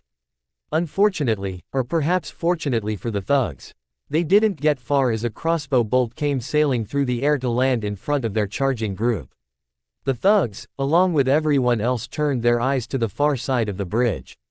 There Inari stood with his crossbow in hand, Tsunami at his side, and the townsfolk standing at his back armed with whatever they could find and ready to fight for their homes. There's one little thing you're forgetting about. Before you set one foot in our village, you'll have to go through all of us. A man at the front with a mining axe in hand yelled out, followed by loud cheers from everyone else. Inari, Naruto happily called out as he saw the boy. With a wide grin, the boy told him, heroes arrive at the last second, don't you know? Seeing this, Tazuna was brought to tears. They've all come. The whole village. No way I'm going to miss out on all the fun. Naruto thought as he turned to the already shaken thugs and called forth a small army of clones to face them. Seeing this, along with the villagers and Zabuza getting ready to fight, the hired fighters turned tail and ran back to the boat they arrived on as quickly as they could. Some of the men simply dove off the bridge, concluding that the waters below would be safer than staying up on the bridge. As the villagers started to cheer at their victory, Zabuza took his hand off of Kubikiribocho's handle. What a waste of time, the man muttered. Just as he and Haku were about to continue on their way, Naruto ran up to them. Wait. The blonde all but yelled out as he came to a stop within arm's reach of them. Breathing a little heavy after the short sprint. After catching his breath, the teen held his hand out. With a bit of surprise on her face, Haku stared down at the open hand. Though, it didn't take long for a warm smile to spread across her lips as she reached out to take his hand. As kind as ever, I see. Zabuza thought as he observed this small gesture. Zabuza wasn't the only one to see this, however. Walking up to them, Tazuna was certain he'd kick himself for this later, but, "Hey, don't take this the wrong way, but you did just get rid of Gato for us," Tazuna said as he walked up to Zabuza, getting his and Haku's attention. "It would be rude of me if I didn't at least offer you a place to rest the night as thanks," the bridge builder told him, trying to hide the chill th. It ran up his spine as he made this offer to a man who had been gunning for his life just 15 minutes ago. After that time went by and the bridge was complete. Zabuza ended up staying longer than just a single night. Everyone except for Naruto were put on edge with him there, but eventually they got used to the temporary living conditions. When it came time for Naruto and the others to return to the village, there were a few tears shed on both ends during the farewells, and it was decided that the bridge would be named the Great Naruto Bridge. Washing the dishes, Tsunami had a small smile as she thought about the blonde who had changed their lives. "I wonder what Konoha looks like," the woman thought with a small chuckle. "Gua, you got to be kidding me." Amy groaned as her and Hinoka sat and watched Kushina helping Naruto train in their backyard. She was certain that she'd have a best story to tell about the mission her team went on while he was gone, but then he comes back to tell her about what he's been through. "This is so unfair," the girl said, muffling herself by biting into her shirt. Hinoka had been trying to comfort Amy for a while now, but there was really only so much she could do in this situation. Maybe she's just out of touch. Or maybe it was just difficult to understand someone like Amy. She really couldn't tell at this point. "Come on, Naruto. You can do better than that," Kushina shouted at the blonde as he tried to stand on top of the small pond they had but ended up falling down to his knees. "I heard from Kakashi that it took you a week to complete the tree climbing exercise. So now we're going to get you running on water within 3 days," the woman loudly said, having every bit of confidence that Naruto will meet her expectations, even if her constant coaching was ruining his concentration and resulting in him repeatedly falling all the way into the water. Within a secluded room of the Hokage's tower, Haruzen had called in his old teammates along with Danzo, Shikaku, and Inoichi to handle a rather unique case that Naruto had brought before them. Standing in the center of the room was Zabuza Momochi, rogue shinobi of Kurigakure. Naruto had pleaded with him that Zabuza and his apprentice Haku be allowed to stay in the village. While it would be a large boost to the village to have a shinobi as strong as Zabuza join, it's not as simple as saying yes or no. Not only do they have to consider any possible motivation Zabuza may have for joining the village, but they also have to consider how such an act would affect their standing with other shinobi villages. Especially with Kiri in this case. It was safe to say that they'd be here a while. With a loud slurp of noodles, Naruto let out a content sigh. "Nothing like Ichiraku ramen to help you refuel after training," the blonde happily said as the owner of the small restaurant, Tyuki, and his daughter, Ayame, both smiled at his praise. Since Naruto was a little kid he'd been coming here, first being introduced to the ramen shop by his mother. In all those years Tyuki and Ayame have never treated him unfairly. "Hee, always nice to hear," Tyuki said as he turned around from stove. "Oh, mind telling us what kind of training Kushina's been putting you through? Past couple of days you've been showing up with wet clothes," Tyuki asked the blonde. Despite living for so many years in the villages, Tyuki still had a hard time understand even half the things shinobi did, but it was still interesting to hear about what they do. "She's teaching me to walk on water," Naruto told them with a big grin. He just about had it down at this point, but Kushina still had him practicing. Before he stopped by Ichiraku's, the woman had decided to test his chakra control by throwing tennis balls at him while he stood on the water. Avoiding them was easy enough, for the most part, and his clothes only got wet because of the water that splashed around under his feet. Just the trip over here was nearly enough to dry out his clothes today. "Walking on water?" Ayame asked with a raised eyebrow. It seemed a little on the unbelievable side, but she'd heard of stranger things from shinobi, not to mention Naruto had no reason to lie to them. Resting her elbows on the counter, the girl placed her head in the palms of her hands as she kept her eyes on Naruto. "Shinobi sure do a lot of unbelievable things, don't they?" Ayame commented. "You got that right," the teen told her as he went back to slurping down noodles. He didn't get to much further into his bowl, however, when he felt a pair of eyes on him and heard someone's stomach rumble. Looking to the side, he saw a man with short brown hair, black eyes, and wearing circular glasses poking his head past the cloth flaps. The man was staring as the blonde's bowl intently with a small bit of drool coming out of his mouth. Once he saw that Naruto was staring at him, he averted his eyes, choosing to stare at the ground. Turning to Tyuki, Naruto whispered, "Hey, who is that guy?" Leaning in, the restaurant owner told him, "Whoever he is, he's been lurking there for a while." Hearing this, the blonde glanced again at the strange man, only for said man to duck around the corner. This back and forth of Naruto glancing over at him only for him to duck away continued for a few more times. Soon Naruto grew annoyed with this and darted out past the cloth flaps to confront the man in the street. "How am I supposed to eat my ramen with you staring like that? If you're hungry, go in there and order some," Naruto loudly told the man, pointing back at the stand as he did. "Who said I'm hungry?" the man softly asked before another growl from his belly left him with an embarrassed expression. Seeing this seemed to wash away Naruto's annoyance. The man was clearly hungry, so Naruto offered to pay for his food, betting it was because of money that he was just standing out here. Several bowls in and Naruto was starting to wonder what the hell he agreed to.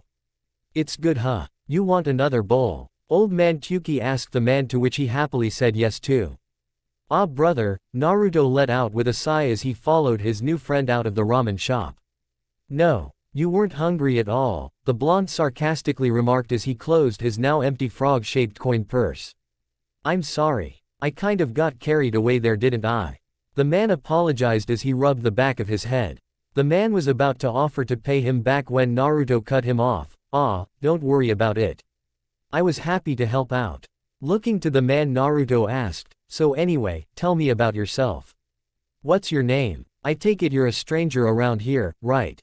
"That's right," the man said, cheering right back up. "I come from the land of birds, my name's Chishima.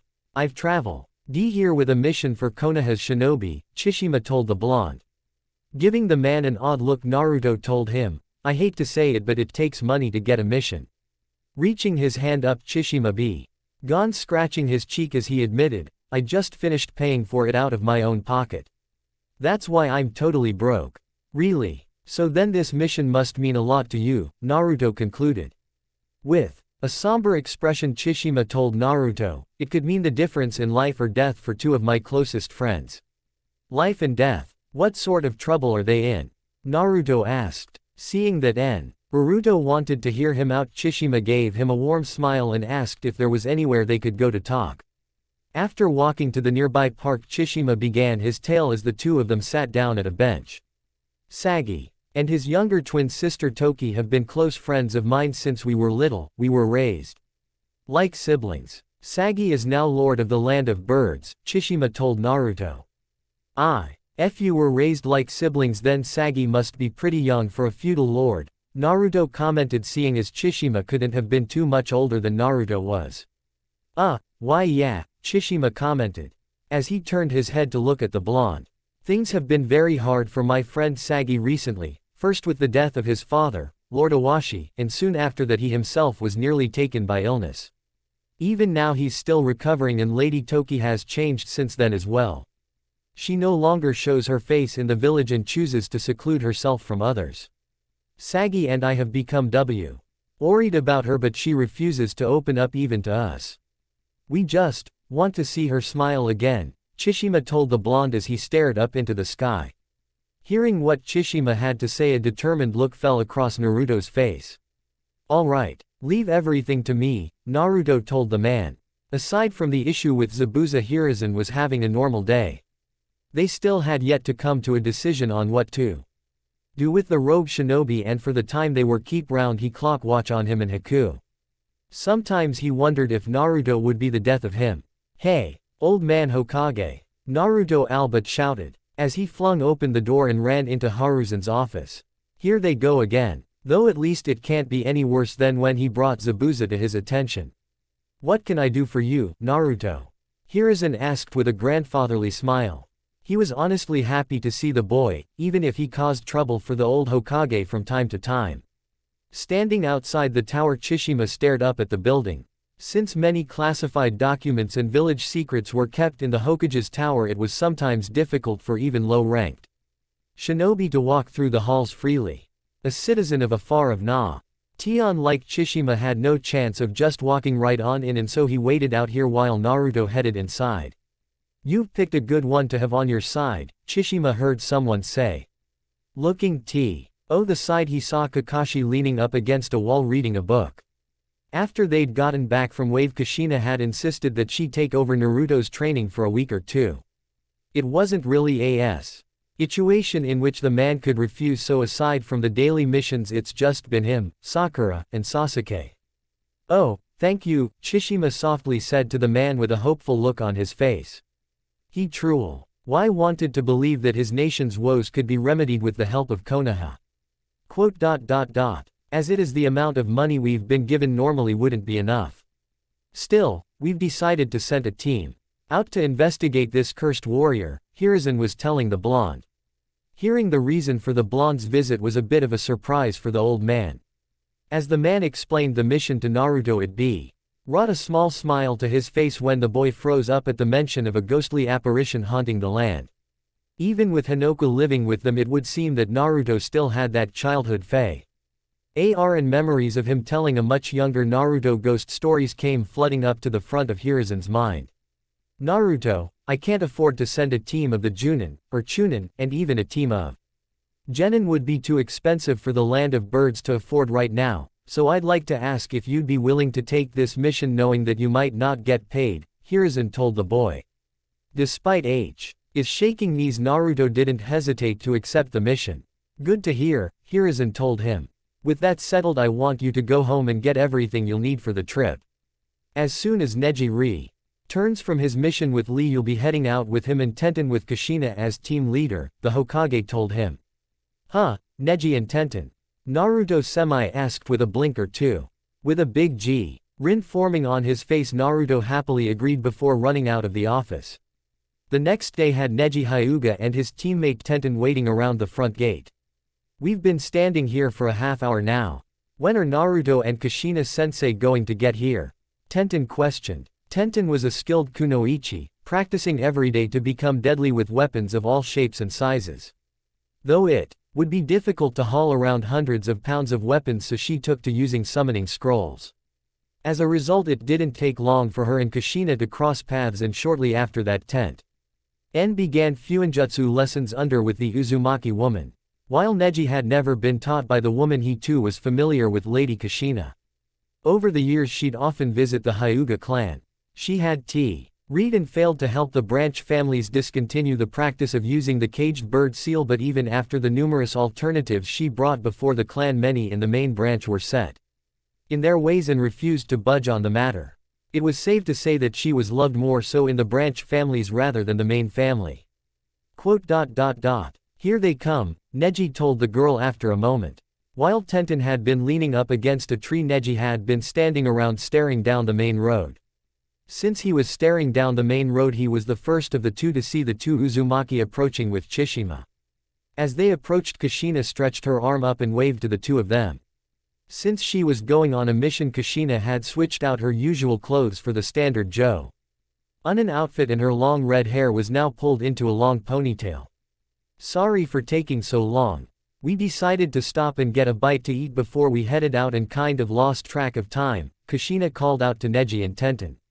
As they got closer, Naruto went on ahead of Kushina and Chishima, running up to Tenten and Neji. Hey guys, you excited as I am? We get to go on a mission together, he blonde happily said as he came to a stop next to them. It's exciting to be on the same team as Kushina-sensei if that's what you mean, Tenten teased the blonde, finding his excitement contagious as a smile crept up on. Naruto may be strong, but a mock fight between friends is completely different from a fight out in the field. Her and Neji both planned to keep an eye on the blonde and help out if he needed it. As Naruto started on about how Tenten should be excited with him on the team as well, Kushina and Chishima walked past the three of them. Come on, the land of birds is pretty far in. It's not getting any closer with us standing around, Kushina told the three genin, getting them to quickly fall in line behind her. It had taken the group several long days of travel to reach this point, but finally their goal was coming within view. By this time tomorrow they should be walking into the capital of the land of birds. With the sun slowly sinking below the horizon, they set up camp and got a small fire started. Sitting around the fire, they enjoyed each other's company while eating, some eating more than other. "Ah, delicious. Is it all gone?" Chishima asked after wolfing down his fourth bamboo food container. "You sure eat a lot for being so skinny," Tenten commented as she handed the man another bamboo container full of rice. "I know. I'm sorry, everyone is always wondering where I put it all," Chishima admitted as he started eating again. "Hey, by the way, is there really such a thing as the Cursed Warrior? I mean, does anyone even believe he's real?" Naruto asked. With a bite of food still in his mouth, Chishima turned to answer the blonde. "Some think it's the disembodied spirit of Sagi's father, Lord Awashi." "I've never liked that word, disembodied," Naruto said as a chill ran up his spine. "Well, forgetting the ghost for now, why don't you tell us more about the history of your land?" Neji suggested. "It wouldn't be good if." Naruto was frightened by silly ghost stories before they even arrived at their destination. "All right," Chishima quickly agreed, seeing no reason why he couldn't or shouldn't tell them. "It's called the Land of Birds because our capital is Built on a lake to which the birds come when they migrate. It's always been a green, peaceful place made fertile by the waters from the lake and canals," Chishima told them. However, he guessed that they wanted to know more than what a simple pamphlet might explain, and so Chishima went on. "The first signs of trouble came with the sudden death of our previous leader, Lord Awashi. As to who would take over the leadership, it was between his son, Lord Sagi, and his most trusted advisor, Lord Kome. Lord Kome argued that Sagi was far too young to assume the role, and there were many who agreed with him. Nevertheless, Lord Sagi was chosen, largely because Lord Moso, our high priest and my master, agreed to act as regent, advising Sagi and helping him to govern. Then, less than half a year later, Gi2 came down with a sudden illness, but fortunately he was able to recover and has slowly been regaining his health. Since that time Lady Toki has changed, almost becoming a different person. She has retreated from view and sees no one," Chishima told them. It was about that time that the cursed warrior began appearing in the capital. Rumors started to spread about Lord Awashi's death, that it was not a natural one. People began to say that the cursed warrior was the spirit of Lord Awashi, come back to Earth to seek vengeance on those who murdered him. Chishima then explained how the cursed warrior started. I don't believe for one second that this spirit is real," Neji remarked. "You sure?" Naruto asked as he turned to Neji, a scarred look on his face despite his best efforts to hide it. "It's not like spirits don't exist. Just look at Hinoka, she's been dead for years," the blonde reminded him. Turning his attention to Naruto, Neji told him, "Just because we have one confirmed case of a wandering spirit does not mean that all ghost stories are true. It would be in everyone's best interests if we looked at more reasonable explanations first." But Naruto was about to start when Tenten spoke up. "Come on, Naruto. Hinoka's such a kind and sweet girl. No one would even guess she was a ghost if they weren't told. Are you really going to compare her to this cursed warrior guy?" Tenten reasoned. She understood that he was scarred by ghosts and creepy stories, but there really was no need to get all worked up this early into the mission. "Yeah, well, what if? What if this cursed warrior guy is just what ghosts are like when they're after revenge?" Naruto shot back after taking a moment to think of a reasonable reply. "Hinoka is the only example we have, so even you're right, saying it without evidence is just blindly guessing, and that's not going to help us," Neji told the blonde. While the three of them were getting into their ghost talk, Kushina had just been sitting back and listening in. Ghost stories were fun and all, but she had to agree with Neji here, the chances of this cursed warrior actually being a spirit were next to none. Excuse me, but who's Hinoka?" Chishima's question had the others stop their conversation as all eye landed on him. As their conversation had gotten more and more derailed, none of them had stopped to consider that Chishima had never met Hinoka. With a warm smile, Kushina reached into her vest and pulled out a picture. Handing it over to the man, she told him, "Hinoka's the girl in the middle." Taking the photo, Chishima looked at the image. In the image he could see Naruto and Kushina standing on either side of a red-haired girl as they stood in front of a house. All three of them had wide smiles, but Hinoka's seemed Ed to radiate pure bliss as she stood there with small droplets forming in her eyes and Kushina's arm wrapped around her shoulder. And she's a ghost. She looks like an ordinary girl to me, Chishima remarked as he looked up from his picture. Aside from her being a spirit, she really is just an ordinary girl, Kushina told the man. Turning her head, the woman stared out at the last rays of the sun as she told him, that photo was taken the day she came to live with us. She was so happy that she couldn't stop crying and we all stayed up late just so we could spend more time together. She felt bad out that the next day after Naruto got in trouble for sleeping in class. Yeah, she spent hours trying to make it up to me even after I told her it wasn't a big deal, Naruto added, forgetting about this cursed warrior for the time being. Not much else was discussed about the cursed warrior that day. They just finished their meal, talked a little, and then went to bed. Tomorrow the real mission began. Kome, being a top strategist for the Land of Birds, had a sizable estate. Tonight, like every night, he had his personal guard watch and patrol his home, even if there was a boot and men with all the rumors flying around. Stopping outside Kome's room, one of the guard reported that nothing out of the ordinary had been spotted. Sitting up in his futon, Kome let the man know that he heard him bef. Or telling the man to turn in for the night. After the man left, Kome continued to sit there for a while, listening. Soon his ears were met with the sound of moving armor. Reaching for the katana he kept by his futon, Kome noticed his door slid open and what he saw was a figure clad in white armor and wearing a demonic red mask. It was about this time that Naruto and the others had entered the city. Running through the streets with the blonde carrying Chishima on his back. As they approached Moso's residence, an alarm was set off.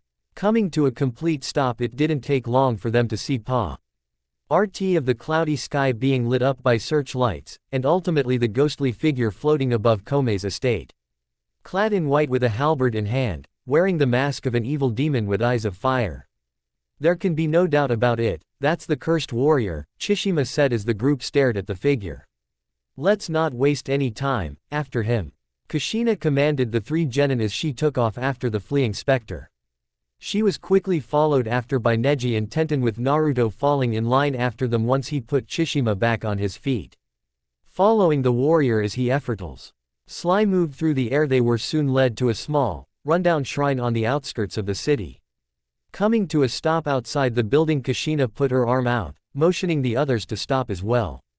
Neji, what do you see? Kushina asked the teen who had his Byakugan active and scanning the area the moment they arrived at the shrine. I don't see anyone inside, Neji told her, getting Naruto and Tenten to give the teen odd looks. We know he went in there, Naruto told Neji as the boy deactivated his dujutsu. They had been following the cursed warrior the entire time without losing sight of him once, and they saw him go into the shrine. Yes, but there is no human presence in that building. At least not the presence of any living person, Neji said. Even a ghost can be seen by the Byakugan. He tested it himself with Hinoka's help. It's not the same at a living person, but she still has a presence. What the heck is that supposed to mean? Naruto asked the Hyuga as he started to shake. Quiet, Kushina told them as her eyes narrowed at the shrine. Slowly, the wooden doors before them creaked open with the cursed warrior appearing from the darkness on the other side. Hello, good job Neji. I thought you said no one was in there. Naruto all yelled at Neji, getting really freaked out now. Even Tenten was beginning to get a little frightened by this turn of events. I did, Neji ate as his eye narrowed at the spectral warrior as it soundlessly glided out of the shrine and moved over the disused offering box. Activating his Byakugan once more, at the cursed warrior came to a landing at the bottom of the small flight of stairs Neji took in the situation. This presence, it's like Hinoka's, no, it's much weaker, less solid, Neji thought to himself as his Byakugan scanned their opponent. Okay, this is getting way too creepy. Naruto shouted as he pulled out several kunai and tossing them as the warrior, watching as the being had no reaction to his weapons cutting into its armor. Leaping forward, Tenten pulled out one of her scrolls. Unraveling it, she bit her thumb hard enough to draw blood before swiping the red liquid across the seal written in the scroll. Weighted chains. The girl called out as the weapon came from the scroll. Grabbing the weighted chains by the wooden center, Tenten hurled the device at the spirit. When the heavy weapon clashed with it, target, the cursed warrior's head was knocked clean off. However, being decapitated did nothing to stop the specter as it started to walk towards them, a plum of blue light escaping from where its head was. What did stop it were the golden chains that shot up from the ground around it. "That's as far as you go," Kushina told the warrior as he was bound by her chains. "Now then," the woman began. With a smirk as her and the others walked up to it, some a little more courageously than others. "What exactly are you?" Kushina asked the thing as she stopped within an arm's length off it. Like Wit, Naruto and Tenten before her, the cursed warrior seemed unconcerned with her attack. It hadn't struggled even once. The thing didn't talk, and without a face it was hard to know if it was even trying to convey something to them. As Kushina reached out to touch the warrior, she, along with the other, was stunned into silence when the light faded and the armor fell lifelessly within her chains. After a good, long moment, Naruto was the first to talk. Is that supposed to happen?" the blonde asked as he tried to stop himself from shaking. With her hand still held out, Kushina twitched a little when she heard the question.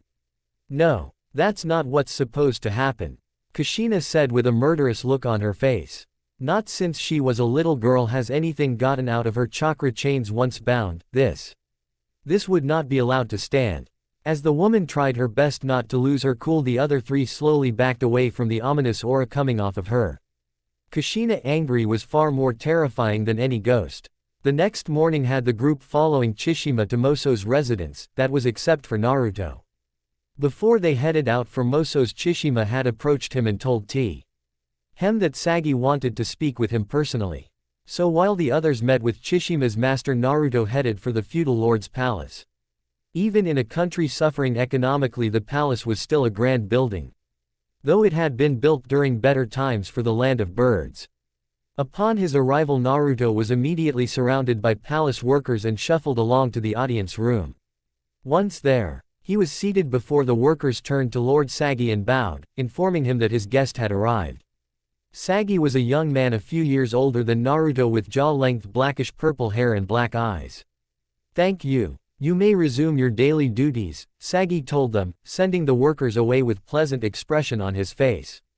Turning his attention to Naruto, the young feudal seemed to smile just a little wider. "So you're Naruto. Chishima has told me much about you, particularly about how determined you were to help the land of birds when you heard of our troubles," Sagi told the blonde.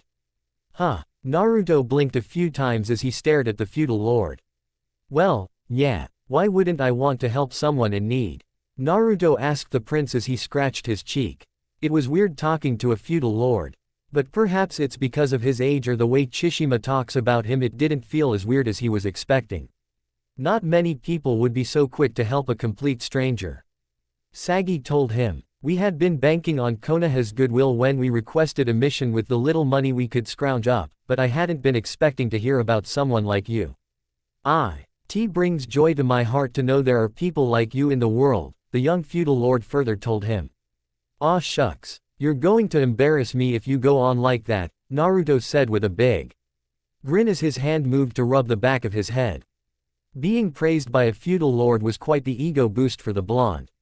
"Yes, well, as enjoyable as it would be to have a long talk with you. I'm afraid that's not what I called you here for," Sagi said with a forced cough to clear his throat as a serious expression spread across his face. "Okay," Naruto began as he leaned forward, "so what did you want me for?"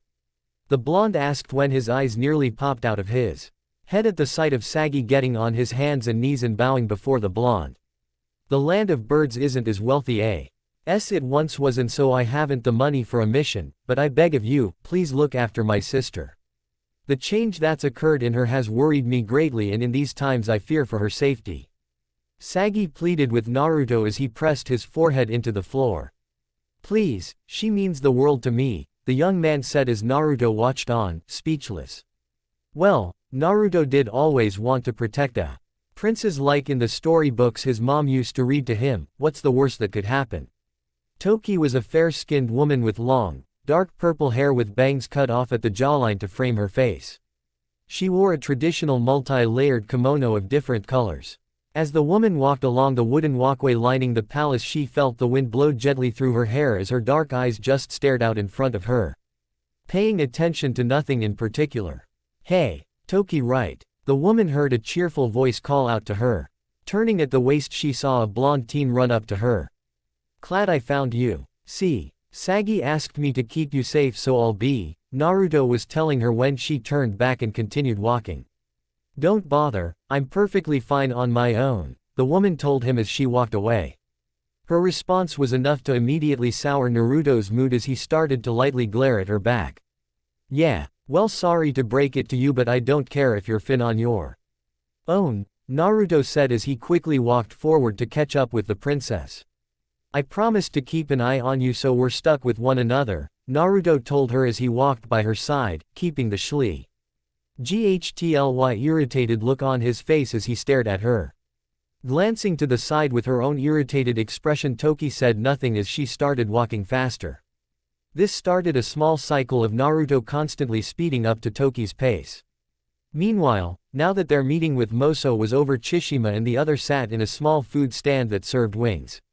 The son assumes the throne of his father, Advised, and supported by a wise second in command. At first glance it looks like a stable government, Neji commented as the four of them sat on their stools. "What about the rumors that the cursed warrior is actually Lord Awashi come back from the grave?" Tenten asked. "We know that the cursed warrior we fought last night was most likely a spirit, but without any more information we can only guess at their identity," Kushina remarked as she bit off a small piece of meat. "Still, I have my suspicions," Neji said. "If we are dealing with the spirit of the previous feudal lord, then why did he pay Kome a visit?" Neji questioned. "Do you think Kome had something to do with Awashi's death?" Kushina asked the boy. "If that is true, then the illness that nearly took Sagi's life," Chishima commented. Unable to even finish the sentence as his hands clenched into fists. "Yes, that illness was mostly likely a failed assassination attempt," Neji finished for the man. "Someone isn't pleased with the leadership of the Land of Birds. And Kome looks like the prim suspect," Neji concludes. Standing up, Kushina slapped down their payment onto the counter before turning and leaving the stand. "Sensei, where are you going?" Tenten asked, leaning back as she watched the woman walk away. "Where else? I'm going to speak with the feudal lord," Kushina told them. "Where are we going?" Naruto asked as he walked beside Toki's carriage along with several of her attendants. It was long after Naruto had started following her around that she had gotten the oxen-powered carriage set up so she could leave the palace. As expected of someone charged with protecting her, Naruto followed Toki without question, but now they weren't even in the city and instead were traveling down a forest-lined path. Like usual, he didn't get any reply from Toki. "Ignoring me isn't going to work forever, you know," Naruto told the woman with some annoyance seeping into his voice as he lightly glared at her. The attendants that were accompanying Lady Toki found the boy's attitude towards their princess disgrace, but as someone Lord Sagi personally chose to guard Lady Toki, they found themselves in an uncomfortable situation. The group soon arrived at the lake's edge, the one that Chisama had mentioned before they arrived in the capital. As one of the attendants informed Toki of their arrival, Naruto walked up to the lake and looked around. "So what is this place?" the blonde asked, even if he knew Toki wasn't going to speak to him, and for a few minutes that was the case. Toki let out a small sigh as she watched the blonde wander around the shore. Though staying close enough to her side, his protection was unneeded, but at least he was something different from her. Typical day-to-day life. When Sagi and I were young, we would often come here with Chishima. This place holds many happy memories for me, as I'm sure it does for Chishima and my brother, Toki told the blonde. Turning back to the woman, Naruto had a surprised look on his face. His expression was soon split by a big grin as he started to walk towards the oxen-carried carriage. "See, is it really so hard to talk?" Naruto was saying when his honed senses flared up, shouting at him that there was danger. "Get down!" Naruto shouted as he ran over to Toki while pulling out a kunai. The sudden outburst put the attendants on edge and caused them to nearly draw their swords on Naruto. Misunderstanding his actions, however, their attention was quickly moved to the lake when the blonde deflected several shuriken aimed for the princess. From the water 3 swords rose like fins, slicing through the water as they sped towards the group. Once they were close to the shore, 3 individuals jumped out to land on the shore. All of them looked identical with the same blue and gray outfits that left near to nothing of their body visible. Creating several clones, Naruto rushed in to take the trio on. It wasn't a long fight, a few hits from Naruto had them falling back, diving into the lake once more. "Don't think you're getting away from me," Naruto yelled as he started to chase after them, running along the water's surface.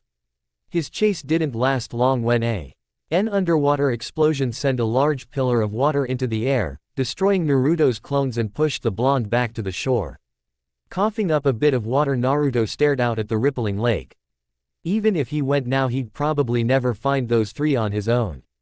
Standing up, the blonde turned to walk back to Toki, seeing the attendants calming down the oxen that had been spooked by the explosion when he did. "Toki, you alright?" Naruto asked the princess. "Yes, I am unhurt," Toki told the blonde as she fiddled with one of the shuriken. It had embedded itself in the carriage during the assassin's first strike. It was a thin piece of metal with 3 points on it. As she examined the projectile, she briefly wondered what would have happened if it had lodged itself into her neck, but quickly dismissed the idea. If anything were to happen to her, then it would sadden her brother greatly. "Yeah, well, that's good," Naruto replied as he watched her toss the shuriken to the ground. It irritated him a bit that she wasn't more grateful, but that's just how she's been since the moment he met her. That, and she was nearly killed, so he didn't want to get into an argument over her gratitude. As her attendants began to guide the oxen back to the palace, finding it far too dangerous to stay at the lake, Naruto reached down to pick up the shuriken. Finding its shape odd, the blonde pocketed the weapon. Perhaps it'll come in handy later. Back at the palace, Sagi has listening to what Kushina had to say. It was unsettling to say the least. "Lord Kome is one of our most esteemed strategists, and to accuse him of murdering my father. I hope you have evidence to back this up," Sagi told the woman kneeling before him. He had heard the rumors that Lord Awashi's death had been the result of Malisio's intent, but he'd always refused to believe that anyone would want to kill his father, let alone someone like Lord Kome. "I haven't made any accusations. I'm merely informing you of our investigation." "Oh, far," Kushina tells the young feudal lord, her eyes never leaving his. "And you've come to me instead of Lord Moso. Wasn't he the one who hired you?" Sagi asked the woman. "Sure, he was the one who approved of Moso's plan, but in the end it was still Moso who hired them for this mission." When Kushina didn't answer, Sagi had to look deep into her eye to get her meaning. "I see. It's not only Kome you have misgivings with," Sagi said as he closed his eyes. Opening his eyes again, Sagi told her, "I don't want to believe what you're saying, but if it is true, then I want those responsible brought to justice. You have my full support in whatever you nay," Sagi was saying to her when one of his attendants came running into the room. "Forgive me for the intrusion, my lord, but I must inform you that an attempt on Lady Toki's life was made while she ventured out of the palace." The man started long before he knelt beside Kushina. With widened eyes, Sagi immediately rose and ran out of the room, followed closely by Kushina. "Stop following me," Toki told Naruto as they walked through the palace. "You still going on about that? I've already told you that," Naruto was saying as he walked beside her. His arms folded behind his head when the woman cut him off. "Do you intend to follow me into the bath then? I thought you'd have some decency, but perhaps I was wrong," the princess said to him. With a flushed face at the thought, Naruto immediately tried to shake the image out of his head. "Ah, okay, I guess I don't have to follow you everywhere," the blonde conceded as his cheeks refused to lose their new red coloring. "Toki, Toki." The two of them heard Toki's name being called out. From further down the hall, the pair saw an out-of-breath Sagi running towards them, with Kushina easily keeping up with him. "Sagi, what are you do?" Toki was in the middle of asking the man as he came to a stop in front of her, resting his hands on her shoulder as he made an attempt at refilling his lungs with fresh air. However, "Are you hurt? Please tell me you are safe." Sagi, still out of breath, asked his sister as he looked her up and down for any sign of harm. With the first smile Naruto's seen from her, Toki removed Sagi's hands from her shoulders. "I am unharmed, brother. This shinobi made sure of it," Toki told her brother, looking to Naruto when she spoke about him. "But honestly," Toki began as she looked back at Sagi, "you shouldn't be running around with your health." "That's a relief," Sagi said with a cheerful expression before his attention turned to Naruto. Walking up to the blonde, Sagi told him, "Thank you. If anything had happened to Toki, I wouldn't know what to do." Well, I am pretty awesome, Naruto said with a big grin. Well then, Toki, Sagi was saying as he turned back to his sister. Only to see that she was much further down the hall now, having walked away while he was talking to Naruto. His smile withered slightly at her actions, but remembering her smile had the corners on his lips remaining curved upward. It had been so long since he's seen her smile at all. Was it because of you? Sagi wondered as he looked back at Naruto. I'd like to talk with Toki for a bit, so if you'd excuse me, Sagi told the mother-son pair as he started to walk after the young woman. As the man walked away, Kushina came up to Naruto. I want you to tell me what happened and don't leave out any details, Kushina told the teen. It had been some time since Zabuza and Haku came to Konoha, and between the two of them Haku was adjusting far better than Zabuza was. The girl had started walking around the village the day after they arrived, speaking with the people and getting used to the village layout. Zabuza on the other hand, Zabuza spent his days sitting around the small two-bedroom apartment they were put into while the village sorted out what would happen to them. Sitting in a wooden chair, staring at the white wall in front of him, the man replayed his first meeting with the third Hokage in his head. Walking into the round office behind Kakashi and the blonde kid, the man watched uninterested as the blonde moved ahead of everyone else to Great Hiruzen like he'd known the old man his whole life. Without a doubt the Hokage had been informed of their arrival before they'd even walked past the main gate, not only from messages Kakashi most like sent from Wave but by the shinobi on lookout. He and Haku had both noticed them. Since entering the village they had at least 4 sets of eyes on them at all times. Stretching out his senses he could detect 5 shinobi watching Hi's every move, and he was certain that many more were hidden in ways that he couldn't detect their presences. They want us to know we're being watched. If we tried anything now we'd be dead before we made it out of the building, Zabuza thought to himself. He and Haku could take down many of them, but they'd quickly be overwhelmed by sheer numbers. As Naruto finished talking to the third Hiruzen's gaze moved to Zabuza, and the moment their eyes met a chill ran down the ex-Kiri shinobi's spine. His eyes betrayed the gentle grandfatherly expression he'd given Naruto. The look he was giving Zabuza. It was the look of a man befitting the title of Kage. They were the eyes of a man who could kill him should he make the wrong move. Zabuza will never forget those piercing eyes. Nothing of real importance had been said during that first meeting. The third Hokage had greeted the two of them, told them that he was surprised by the prospect of having them join the village, and then sent them to his apartment to wait while the real meeting was organized. Even after their next meeting where his mind had been pried open and picked clean, Zabuza had yet to hear an answer. I never should have tend to that brat, Zabuza thought as an image of Naruto popped into his head. He got too emotional and bought into a promise that was too good to believe. The village was probably just holding him while they argued with Kiri over how expensive his corpse was. Taking a break from his paranoid thought, the man tilted his head ever so slightly to the side as he asked, and just who are you? Behind the man, sitting on a now open windowsill with her back to the street below, was a woman with white hair. The woman sitting there wore a revealing red outfit consisting of an open vest that cut off just below her large bandage-wrapped breasts, elbow-length finger-less gloves with armored plates on the back of her hands, a short shirt over more bandages with the inside being white and the back of the garment being much longer than the front, and finally armored high heels with an armored strap on her left leg that held her Anbu standard short katana. Her wild, white hair was pulled back with a multi-colored rope with bells attached to it, leaving 2 bangs to frame her face and ice blue eyes. Above and below her left eye were light pink flower petal tattoos.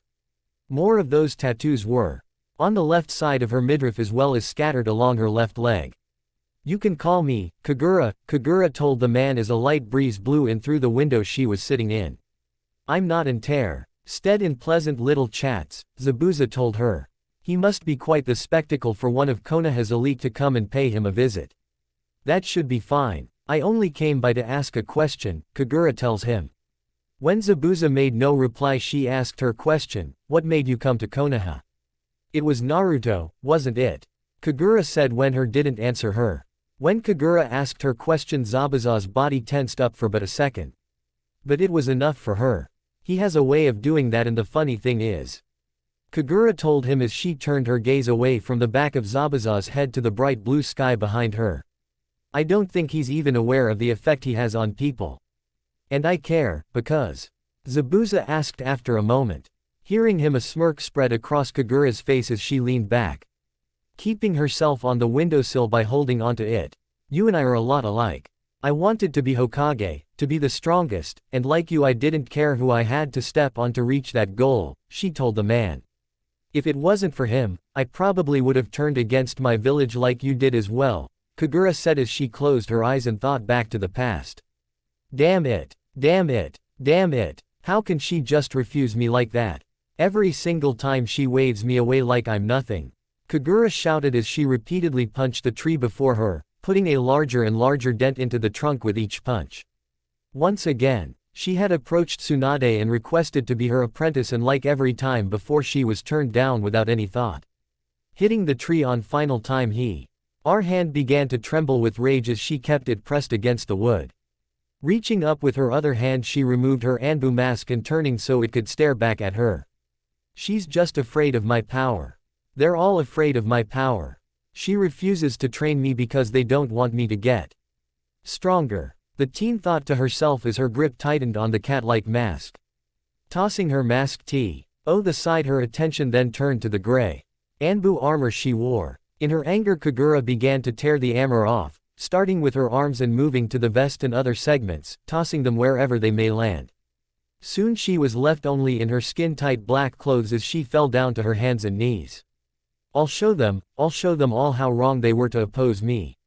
Kagura me. Entali raged as her hands clenched, her hands into fists around the blades of grass under her palms. As she wallowed in her emotions, she failed to notice a young Naruto walk up to her. It wasn't until the boy's feet came into view that Kagura knew he was there. Jerking her head up, she glared at the kid, having nearly knocked him away in the heat of the moment. When she saw his face, she instantly knew who he was. Who didn't know who this kid was? Damn brat, he's lucky I don't use him for target practice, the woman thought, annoyed that he got this close without her noticing. Damn, she was letting all of this get to her. After a moment, the blonde opened his mouth to say something and Kagura waited for whatever stupid shit he was about to tell her. What she hadn't expected was for him to ask why she was crying. The moment his question left his mouth, Kagura's harsh expression softened. Bring her hand up, she dabbed a little moisture from her cheek before staring at her hand. When did she start crying? As she stared at her hand for what felt like eternity, Naruto held out a worn handkerchief for her to wipe her tears away, pulling her out of her thoughts in the process. Snatching the square cloth from his hand, Kagura sat up and started to wipe her face. I don't need your help, the teen told him as she moved from one side of her face to the other with the handkerchief. Even thou. Her tone was harsh. It didn't stop Naruto from smiling at her. After that, she got roped into spending the rest of the day helping the blonde with his kunai training. She didn't know what it was at time, but something about him just made her smile whenever he was around, and soon she found herself following him around and helping him out from the shadows. Even if he hardly ever knew she was watching over him, she was content just knowing he was safe. If I hadn't vented my anger in the woods that day, I probably never would have met him, Kagura said, smiling as she thought about it. After a moment, her smile faded as she sat back up straight. If I hadn't met him, I doubt I'd still be a Konoha shinobi, the woman admitted. Looking back over at Zabuza, Kagura told him, if Naruto is willing to put his faith in you, then so will I. For the first time, Zabuza turned his head to look at the woman, only for the windowsill to be vacant. This village is full of annoying people, Zabuza remarked, the bandage covering the bottom half of his face hiding the smirk he had. Jumping from roof to roof, Kagura had a wide smile on her face. You better come back in one piece, Naruto. I'll lose my reason to become strong if anything happened to you, the woman thought as she sped along as quickly as she could. Tsunade would kill her if she was late for training. Thanks for watching.